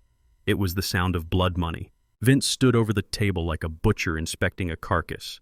He reached out with a thick hand and unzipped the bag. Inside, the stacks of $100 bills were wrapped in rubber bands. They smelled of ink and old basements. They smelled of crime. I sat in my chair, my hands folded in my lap. Skylar was standing next to me. Her eyes were glued to the money. She was practically vibrating with greed. Her breathing was shallow and fast. She looked like a junkie about to get her fix. Damien stood by the window looking like he was about to vomit. He kept wiping his sweaty palms on his expensive trousers. Vince looked at the notary, a small, nervous man named Mr. Henderson who was sweating through his cheap suit. "Is everything in order?" Vince growled. Mr. Henderson nodded frantically. "Yes, sir. The deed transfer is prepared. The quitclaim is ready. We just need Mr. Wright's signature and Mrs. Wright's signature as the witness and guardian." Vince pulled out a chair and sat down opposite me. He stared into my eyes. His gaze was flat and dead. He was looking for fear. He was looking for hesitation. "Do it," he said. Skylar grabbed the pen. She jammed it into my hand. Her fingers were cold and clammy. "Come on, Curtis," she said, her voice tight. "Sign the paper, just like we practiced. Write your name and then we can have some ice cream." Ice cream. She was treating me like a toddler in front of a killer. I held the pen. I let my hand shake violently. The tip of the pen tapped against the paper, leaving small ink blots. Tap, tap, tap. It was Morse code for panic. I cannot remember how I whined. I looked up at Skylar. My eyes were wide and watery. "I do not remember my name, Mama." Skylar's face twisted. She squeezed my shoulder hard. Her nails dug into my flesh. "Your name is Curtis," she hissed. "Curtis. Write it now or no ice cream." I looked at Vince. He was tapping his finger on the table next to his gun. "He is wasting my time," Skylar, Vince said softly. "And I do not like wasting time." Skylar panicked. She grabbed my hand and tried to force it to move. "Just sign it, you old fool," she whispered in my ear. I looked over at the kitchen counter. Trey was there. He was not filming this time. He was texting, probably telling his friends the Porsche was hours away. He did not care that his grandfather was being coerced. He did not care that a murderer was in the kitchen. He only cared about the payout. I took a deep breath. It was time. The stage was set. The villains were in position. The evidence was on the table. I let the pen slip from my fingers. It rolled across the document and fell to the floor. Skylar let out a shriek of frustration. She bent down to pick it up. "I am thirsty," I said loudly. My voice cracked. "I need water." Skylar popped up, her face red with rage. "Not now. Curtis, sign the paper. I need water," I repeated louder this time. I looked at the door leading to the hallway. I looked directly at the spot where I knew J.D. Barnes was waiting outside. "Damien, get him water," Skylar screamed. "Just shut him up." Damien ran to the sink. He filled a glass with water. His hands were shaking so much he spilled half of it on the floor. He brought it to me. "Here, Dad. Here. Drink." I took the glass. I held it in both hands. The room was silent. Everyone was watching me. Vince, Marco, Skylar, Damien, Trey, the notary. I took a sip. The water was cool. It washed away the taste of the bile in my throat. I set the glass down on the table, right next to the bag of money. I looked at the glass. I looked at the condensation dripping down the side. Then I sat up straight. I rolled my shoulders back. I adjusted my tie. I reached up and smoothed my white hair. The transformation was subtle at first. Then it was undeniable. The vacancy left my eyes. The tremor left my hands. The slump left my spine. I was no longer the confused old man. I was the auditor. I picked up the document. I did not sign it. I read it. I scanned the legal text. I looked at the property description. I looked at the transfer clause. Then I looked up at Skylar. "This is a poorly drafted document, Skylar," I said. My voice was deep, clear, resonant. It was the voice I used to command boardrooms. Skylar froze. Her mouth fell open. She looked at me as if a corpse had just sat up in a coffin. What she whispered. I turned to Vince. "And you, sir," I said. "You should really hire a better due diligence team. Buying a property without a title search is a rookie mistake." Vince narrowed his eyes. He sensed the shift. He sensed the trap. His hand moved slowly toward his jacket. "What is this?" Schuyler Vince asked, his voice low and dangerous. "Why is he talking like that?" I stood up. I stood up slowly and deliberately. I looked at the notary. "Mr. Henderson," I said, "you are notarizing a fraudulent transfer. I suggest you cap your pen and step away from the table unless you want to lose your license and your freedom." The notary turned pale and scrambled back against the wall. Curtis, Schuyler stammered. She reached for me. "Sit down. You are confused." "You do not touch me," I snapped. The authority in my voice hit her like a physical blow. She recoiled. I reached into the inside pocket of my jacket. Marco, the enforcer, stepped forward, reaching for his weapon. I pulled out the blue folder. I threw it on the table. It landed on top of the money. "Section 4, Clause B of the Wright Family Irrevocable Trust," I announced. I looked at Damien. He was paralyzed with shock. "The asset known as 1422 Oak Street is held in trust for the benefit of the Wright family bloodline. It cannot be sold, transferred, or encumbered by any guardian agent or holder of power of attorney without the express written consent of the primary trustee, signed in the presence of a federal judge." I looked at Vince. "I am the primary trustee, and I do not consent." Silence. Absolute deafening silence. Schuyler looked at the folder. She looked at me. The realization began to dawn on her, the horror of what she had done. You were faking," she whispered. I leaned forward, my hands flat on the table. "I am a risk management auditor, Schuyler. I do not fake. I simulate scenarios to test the integrity of the system. And your system just failed." Vince stood up. His chair crashed backward. He looked at Schuyler. His face was purple with rage. "You sold me a ghost house," he roared. "You tried to rip me off." "No, Vince. No," Schuyler screamed, holding up her hands. "I didn't know. He tricked me. He is senile. I swear." Vince pulled the gun. He pointed it at Schuyler. "You lying witch. I told you what would happen." Damien screamed. Trey dropped his phone. But before Vince could pull the trigger, the front door exploded. It was not a knock. It was a battering ram. Boom! The wood splintered. Flashbangs rolled into the hallway. Bang, bang, white light filled the corridor. Smoke filled the air. FBI, federal agents, dropped the weapon. Men in body armor poured into the kitchen like a black tide. They had assault rifles. They had shields. Vince spun around, swinging the gun toward the door. "Don't do it," a voice shouted. It was J.D. Barnes. He stepped into the kitchen behind the SWAT team, wearing his old trench coat and holding a briefcase like a shield. Vince hesitated. That hesitation saved his life and ended his freedom. 3 agents tackled him. The gun skittered across the floor, sliding under the refrigerator. Marco was slammed against the wall. "Get down! Get on the ground!" Schuyler screamed as an agent forced her to her knees. Her red dress tore. Her expensive heels kicked the air. "My money! My money!" she shrieked, trying to reach for the bag on the table. Damien was curled up in a ball under the table, sobbing. Trey was standing with his hands up, peeing his pants. I stood still. I stood in the middle of the chaos, calm and untouched. An agent looked at me. He saw the suit. He saw the dignity. He saw that I was not a threat. "Sir, are you Curtis Wright?" he asked. "I am," I said. "Please step aside, sir. We have the situation secured." I watched as they cuffed Vince. He was shouting profanities, threatening to kill everyone. He looked at me as they dragged him out. His eyes were wild. "You are dead, old man. You are dead." I looked at him coolly. "I am not the one going to federal prison for racketeering and attempted murder," I said. They dragged him away. Then they pulled Schuyler up. Her mascara was running down her face. She looked like a melted wax doll. She looked at me. "Curtis, please," she begged. Tell them I was just trying to help you. Tell them it was a misunderstanding. We are family." I looked at her.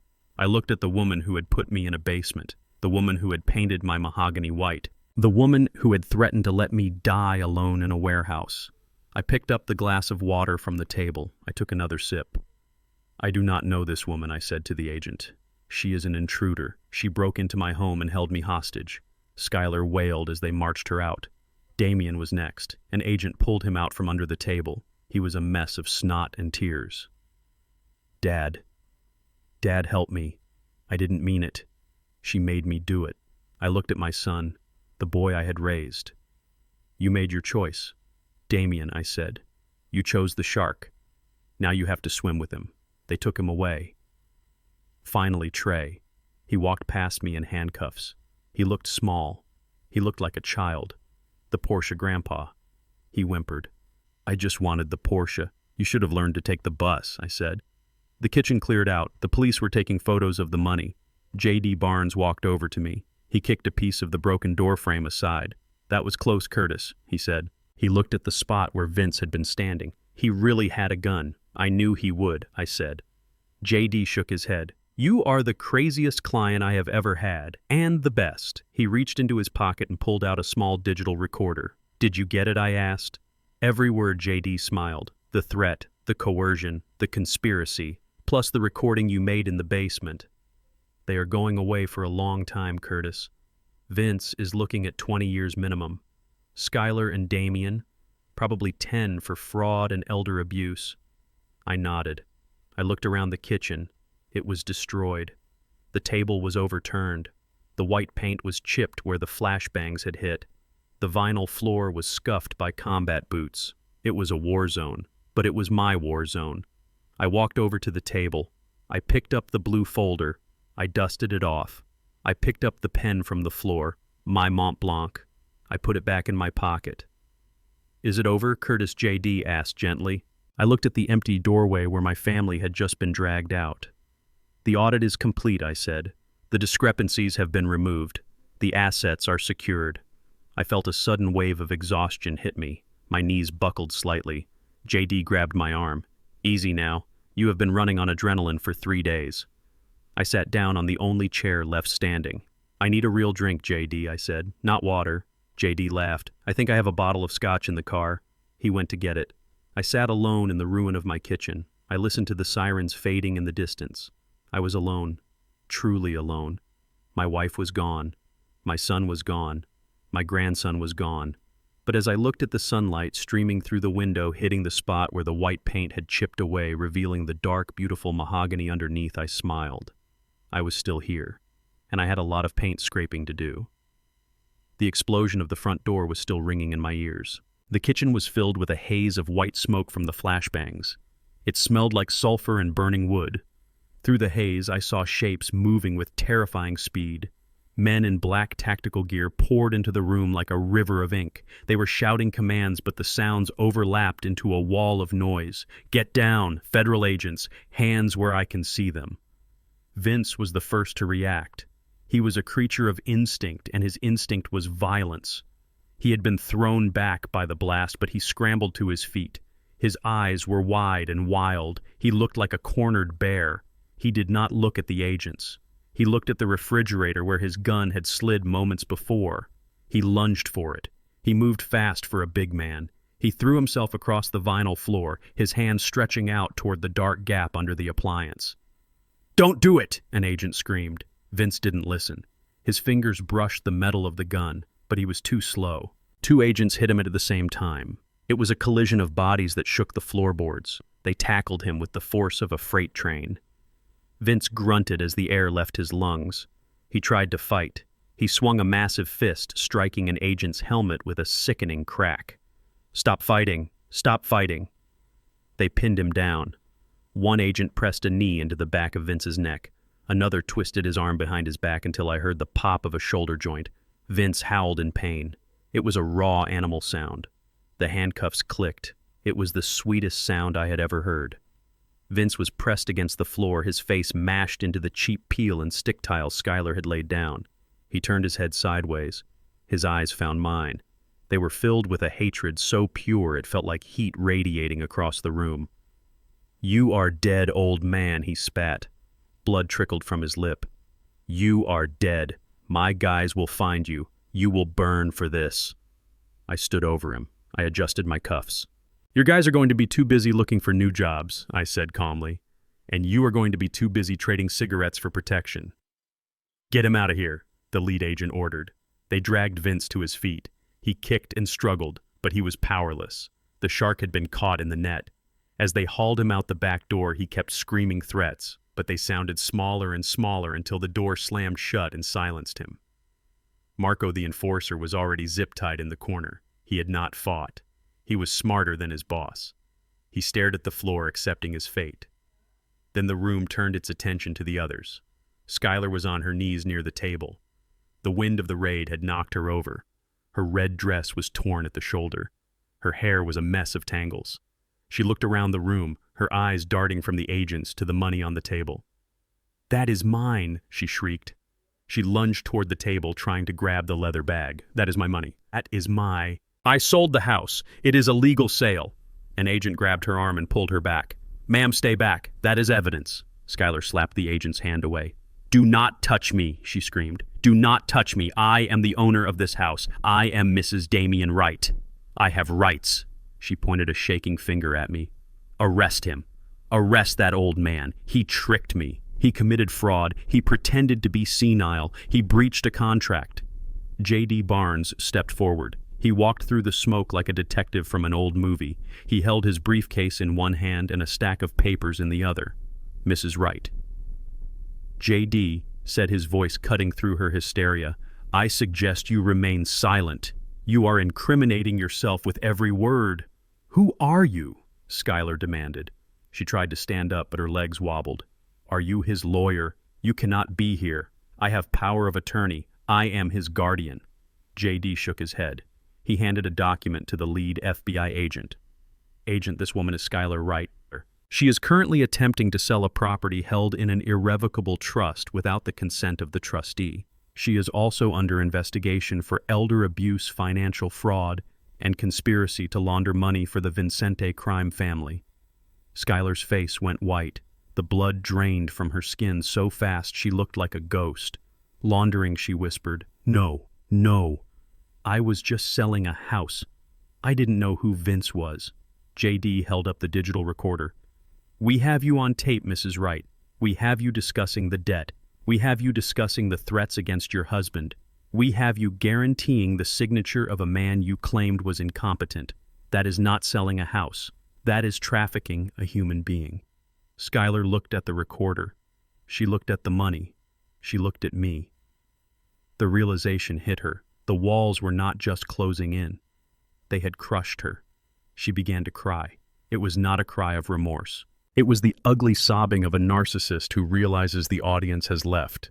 "It is not fair," she wailed. "I just wanted a better life. I deserve a better life. I am too pretty for jail."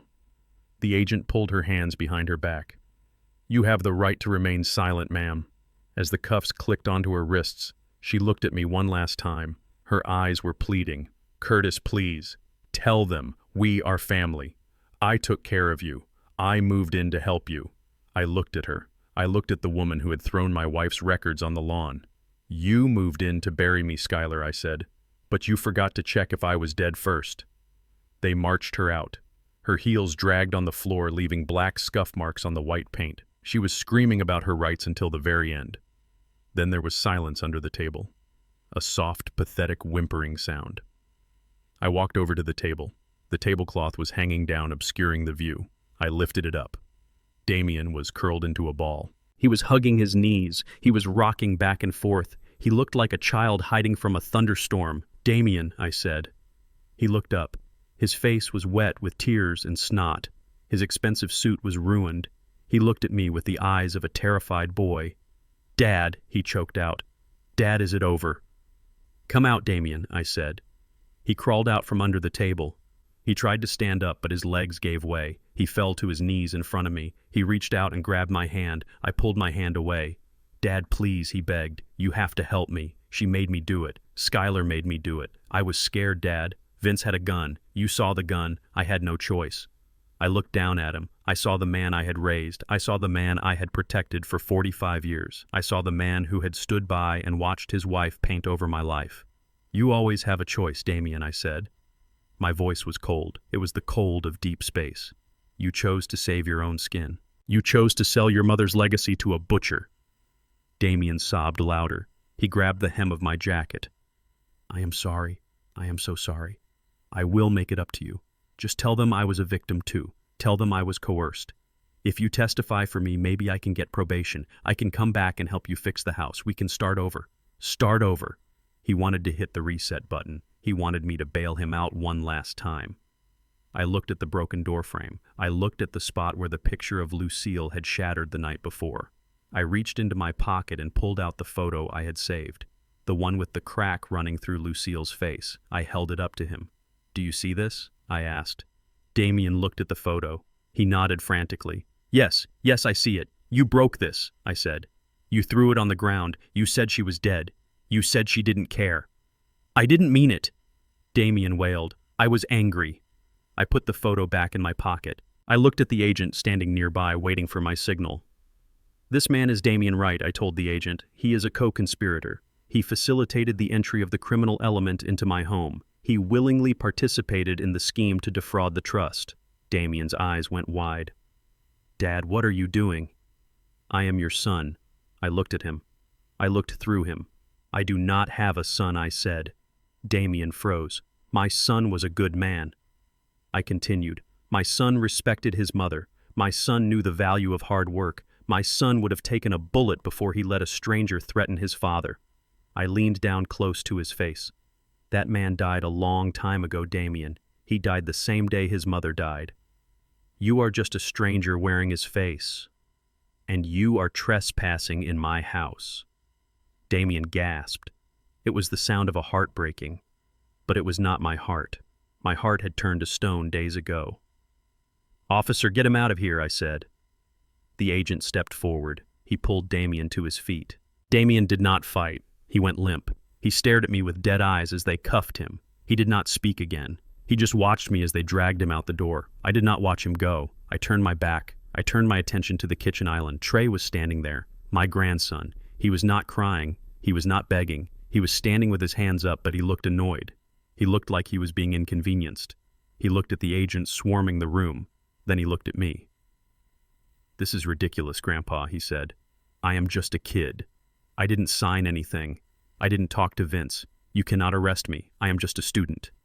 He lowered his hands and reached for his phone on the counter. "I am calling my lawyer," he said. "Or better yet, I am going to live stream this. Police brutality against a minor." An agent stepped forward and slapped his hand down on the counter, pinning the phone. "Don't touch that device," the agent said. Trey sneered. "Get off me. That is my property." "You have nothing on me. I was just visiting. I didn't know about the fraud." J.D. Barnes walked over. He was holding a tablet. He tapped the screen. "Is that so, young man?" J.D. asked. He held the tablet up so Trey could see it. It was a video. A TikTok video. It showed me sitting at the table, drooling, shaking, holding a pen. The caption read, "POV, when the ATM starts glitching, but you need that inheritance money." The video had audio. It was Trey's voice laughing. "Look at him, guys. Total vegetable. But he is signing the check today. Porsche incoming." Trey's face went pale. That was just a joke," he stammered. "It is satire. It is comedy." J.D. swiped to the next video. It was Trey filming the basement door. "We locked the old man in the dungeon. No bathroom, no bed. Gotta break his spirit so he signs the deed. Survival of the fittest baby." J.D. looked at the agent. "This constitutes evidence of elder abuse, unlawful imprisonment, and conspiracy to commit fraud," J.D. said. "He documented his own crimes and broadcast them to the world." The agent nodded. He pulled out a pair of handcuffs. "Trey Wright, you are under arrest." Trey panicked. The arrogance vanished. The reality set in. "Wait, no. It was a prank. It was for views. I didn't mean it. Grandpa, tell them. It was just content." He looked at me. "Grandpa, I am your favorite grandson. Remember the fishing trips? Remember the baseball games? You cannot let them take me. I have finals next week." I walked over to him. I looked at the phone on the counter. The screen was cracked. "I remember the fishing trips, Trey," I said softly. "I remember teaching you how to bait a hook. I remember teaching you that you have to be patient to catch a fish." Trey nodded eagerly. Yes. See, he remembers. "But you forgot the most important lesson," I said. "What lesson?" Trey asked, desperate. I picked up his phone. "You never brag about the catch before you get it in the boat," I said. I dropped the phone into the sink. I turned on the faucet. The water rushed over the device, shorting it out. The screen went black. "And you certainly do not film yourself committing a felony," I added. The agent spun Trey around. The cuffs clicked. "My Porsche," Trey wailed. "My car." "You are not going to need a car where you are going," I said. They marched him out. He was crying about his followers. He was crying about his reputation. He never once apologized to me. The kitchen was empty. The agents began to bag the evidence. They took the money. They took the documents. They took the computers. I stood in the middle of the room. The silence returned, but it was not the heavy, oppressive silence of the last few days. It was a clean silence, the silence of a storm that has passed. JD walked over to me. He put a hand on my shoulder. "Are you okay, Curtis?" he asked. I looked around. My kitchen was destroyed. My family was in handcuffs. My name was likely going to be in the papers tomorrow. I looked at the spot on the wall where the white paint had been chipped away by the explosion. Underneath, I could see the dark, rich mahogany wood. It was scratched. It was bruised. But it was still there. It was solid. "I am okay, JD," I said. I walked over to the chip in the paint. I ran my finger over the wood. "It is going to take a lot of work to strip this paint off," I said. "It is going to take months. It is going to be messy." JD nodded. "We can hire a crew. We can get it restored." "No," I said. I turned to look at him. "I am going to do it myself." I looked at my hands. They were old. They were tired. But they were free. "I have time," I said. "I have plenty of time." An agent walked in. "Mr. Wright, we are all done here. We need you to come to the station to give a formal statement. But the house is secured. It is yours again." I nodded. I walked to the front door. The door frame was shattered. The lock was broken. I stepped out onto the porch. The sun was high in the sky. It was noon. The neighbors were outside. Mrs. Gable was standing by her fence watching the police cars drive away. She saw me. She waved. A tentative, worried wave. I waved back. I took a deep breath of the fresh air. The invasion was over. The occupation had failed. The auditor had balanced the books. I walked down the steps to the police car waiting for me. I did not look back at the empty house. I knew it would be waiting for me when I returned. And this time, I would be the only one holding the key. 3 months have passed since the raid. The calendar on my wall says it is July, but inside my house it feels like spring has finally arrived. The smell of sulfur and fear is gone. It has been replaced by the scent of lemon oil, beeswax, and fresh coffee. I am standing in my kitchen, running my hand over the mahogany cabinets. They are dark and warm again. It took 6 weeks to strip the white paint off. 6 weeks of harsh chemicals sanding and scraping. I hired a professional crew, but I worked alongside them every day. My hands are rougher now. My knuckles are swollen. But every time I scraped a layer of that white latex away, I felt like I was scraping away the poison my family had brought into my life. The wood underneath has scars. There are small nicks where the paint adhered too tightly. There are scratches from the flashbang grenades, but I did not fill them in. I sealed them with a clear varnish. I want the scars to show. They are proof that this house survived a war. They are proof that character cannot be covered up by a cheap coat of paint. J.D. Barnes came over yesterday to give me the final update on the legal proceedings. We sat on the back porch drinking iced tea, watching the squirrels chase each other along the fence. J.D. is not just my lawyer anymore. He is the brother I never had. The sentencing hearing was on Tuesday. I did not go. I did not need to see them in orange jumpsuits to know that justice had been served. I read the transcript J.D. brought me. It was a fascinating document. Skylar did not go down quietly. True to her nature, she tried to charm the judge. She cried. She told a story about a difficult childhood. She blamed Vince. She blamed Damien. She even tried to blame me, saying I had entrapped her. The judge was not impressed. He gave her 12 years in a federal penitentiary for racketeering, wire fraud, and elder abuse. 12 years. She will be 52 when she gets out. Her beauty will be gone. Her connections will be dead. She will be exactly what she feared most. Irrelevant. Damien got 8 years. The transcript says he did not speak in his own defense. He just wept. His lawyer tried to argue that he was coerced, that he was a victim of his wife's ambition. But the judge saw the evidence. He saw the video of Damien laughing while I was locked in the basement. He saw the text messages where Damien asked Vince if the life insurance policy on me was active. That was the detail that hurt the most. My son had checked my life insurance policy 3 days before the closing. He was not just willing to let me die. He was planning to profit from it. And Trey. my grandson, the boy who wanted a Porsche. He is currently in a state-run rehabilitation facility for young offenders. He has 2 years of mandatory service followed by 5 years of probation. He is not driving a sports car. He is learning how to repair engines in the prison workshop. I hope he learns the value of labor. I hope he learns that grease on your hands is more honorable than blood on your hands. But I will not be there to see it. I have closed those accounts. They are written off as bad debts. People ask me if I am lonely. The neighbors look at me with pity when I walk to the mailbox. They see an old man living alone in a big house with a tragic story. They bring me casseroles. They invite me to church. They think I am broken. They are wrong. I have never been more alive. I walked into the living room. It was no longer just a living room. It was a classroom. I set up 20 folding chairs in rows facing the fireplace. On the mantel where the picture of Lucille used to sit, I have placed a new photo. It is the one Damien broke. I framed it again, leaving the crack down the middle visible. It serves as a reminder. At 10 o'clock, the doorbell rang. It was not the police. It was not a loan shark. It was Mrs. Higgins from down the street. She is 80 years old. She walked in holding a notebook. "Good morning, Curtis," she said, smiling. "I brought my property tax assessment. I think there is a mistake." "Come in, Martha," I said. "Take a seat." Behind her came Mr. Rodriguez, then the Johnsons, then a dozen others. They are my students. I established the Lucille Wright Foundation 1 month ago. The mission statement is simple: to empower the elderly to protect their assets, their dignity, and their legacy.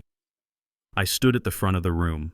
I looked at the faces of my neighbors. They were people like me, people who had worked hard all their lives, people who loved their children but feared becoming burdens, people who were vulnerable to the Skylers and Damiens of the world. "Good morning, everyone," I said. My voice was strong. "Today we are going to talk about the power of attorney," I began. I held up a sample document. "This piece of paper can save your life, or it can destroy it. It depends on whose name you write on this line." I saw them taking notes. I saw them nodding. I saw the fear in their eyes turning into understanding. I taught them about trusts. I taught them about the red flags of financial abuse. I taught them that saying no to your children is not a lack of love. It is an act of self-preservation. I told them my story. I did not hide the ugly parts. I told them about the bucket in the basement. I told them about the white paint. I told them about the betrayal. When I finished, there was silence in the room, but it was not an awkward silence. It was a respectful one. Mrs. Higgins raised her hand. "Curtis," she asked, "do you forgive them?" I looked at the crack in the picture frame. "Forgiveness is a heavy word, Martha," I said. "As an auditor, I deal in balance. They took something from me that they can never pay back. They took my trust. You cannot forgive a debt that has not been acknowledged. But I have released them. I do not carry the anger anymore. The anger was the fuel I needed to survive the war. Now that the war is over, I have put the weapon down." The class ended at noon. They left shaking my hand, thanking me. They walked out of my house straighter than they walked in. They were armed with knowledge. They were safer. That is my legacy now. Not the money, not the house, but the safety of my community. I locked the front door. I walked to the kitchen. It was time for lunch. I made myself a sandwich, turkey and Swiss on rye bread, simple, honest food. I poured a glass of iced tea. I sat at the kitchen table, the same table where Vince had put the gun, the same table where Skylar had tried to force my hand. But the ghosts were gone. The sun was shining through the window, warming the dark wood. I took a bite of my sandwich. It tasted delicious. It tasted like peace. I looked around my empty house. It was big. It was quiet. But it was not empty. It was filled with the spirit of Lucille. I felt her presence in the restored cabinets. I felt her approval in the work I was doing. She always wanted to help people. She was the heart of this family. I was just the calculator. But now I was learning to be the heart too. Suddenly my phone buzzed on the table. The screen lit up. A red notification. Security alert. Back door opened. My heart skipped a beat. It was the same notification from 3 months ago. The same words that had started the nightmare. For a split second, the fear returned. My muscles tensed. I looked at the basement door expecting to see Vince. I looked at the hallway expecting to see Skylar. But then I remembered. I picked up the phone. I opened the security app. I tapped on the live camera feed for the back porch. On the screen was a man. He was wearing a flat cap and carrying a battered wooden box under his arm. He was looking at the camera and waving. It was Harry. My old chess partner from the park. I had invited him over for a game. I watched him on the screen. He was smiling. He was not here to take my house. He was not here to sell my furniture. He was here to play a game of strategy with an old friend. I smiled, a real, genuine smile that reached my eyes. I swiped the notification away. Dismiss. I stood up and walked to the back door. I unlocked it. I threw it open wide. Harry stood there blinking in the sunlight. "You need to fix that doorbell, Curtis," he said, laughing. "I had to trigger the alarm just to get your attention." I laughed too. It felt good to laugh in this kitchen. "Come in, Harry," I said. "I have the board set up." "But I have to warn you." "Warn me about what?" Harry asked, stepping inside. "I have been practicing," I said. "And I learned a few new moves from the federal government."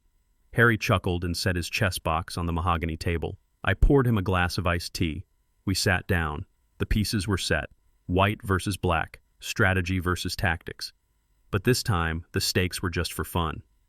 I looked out the window at my backyard.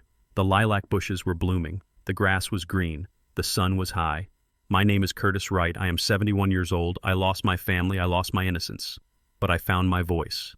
And to anyone watching this who thinks they are too old to fight back or too weak to stand up for themselves, I have one thing to say. Check your books. Know your value. And never ever sign your name until you have read the fine print. The audit is closed. Thank you for listening to my story.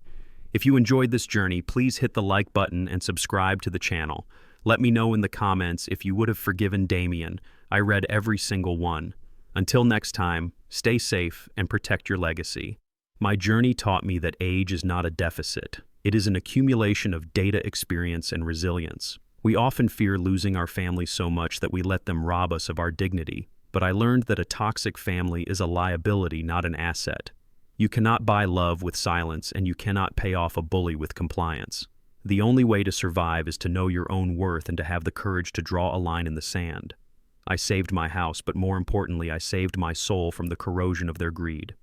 If you believe that justice is worth fighting for, hit that like button and subscribe for more stories of retribution. And tell me in the comments, if you were in my shoes, would you have left the door open for Damien, or did he deserve to be locked out forever?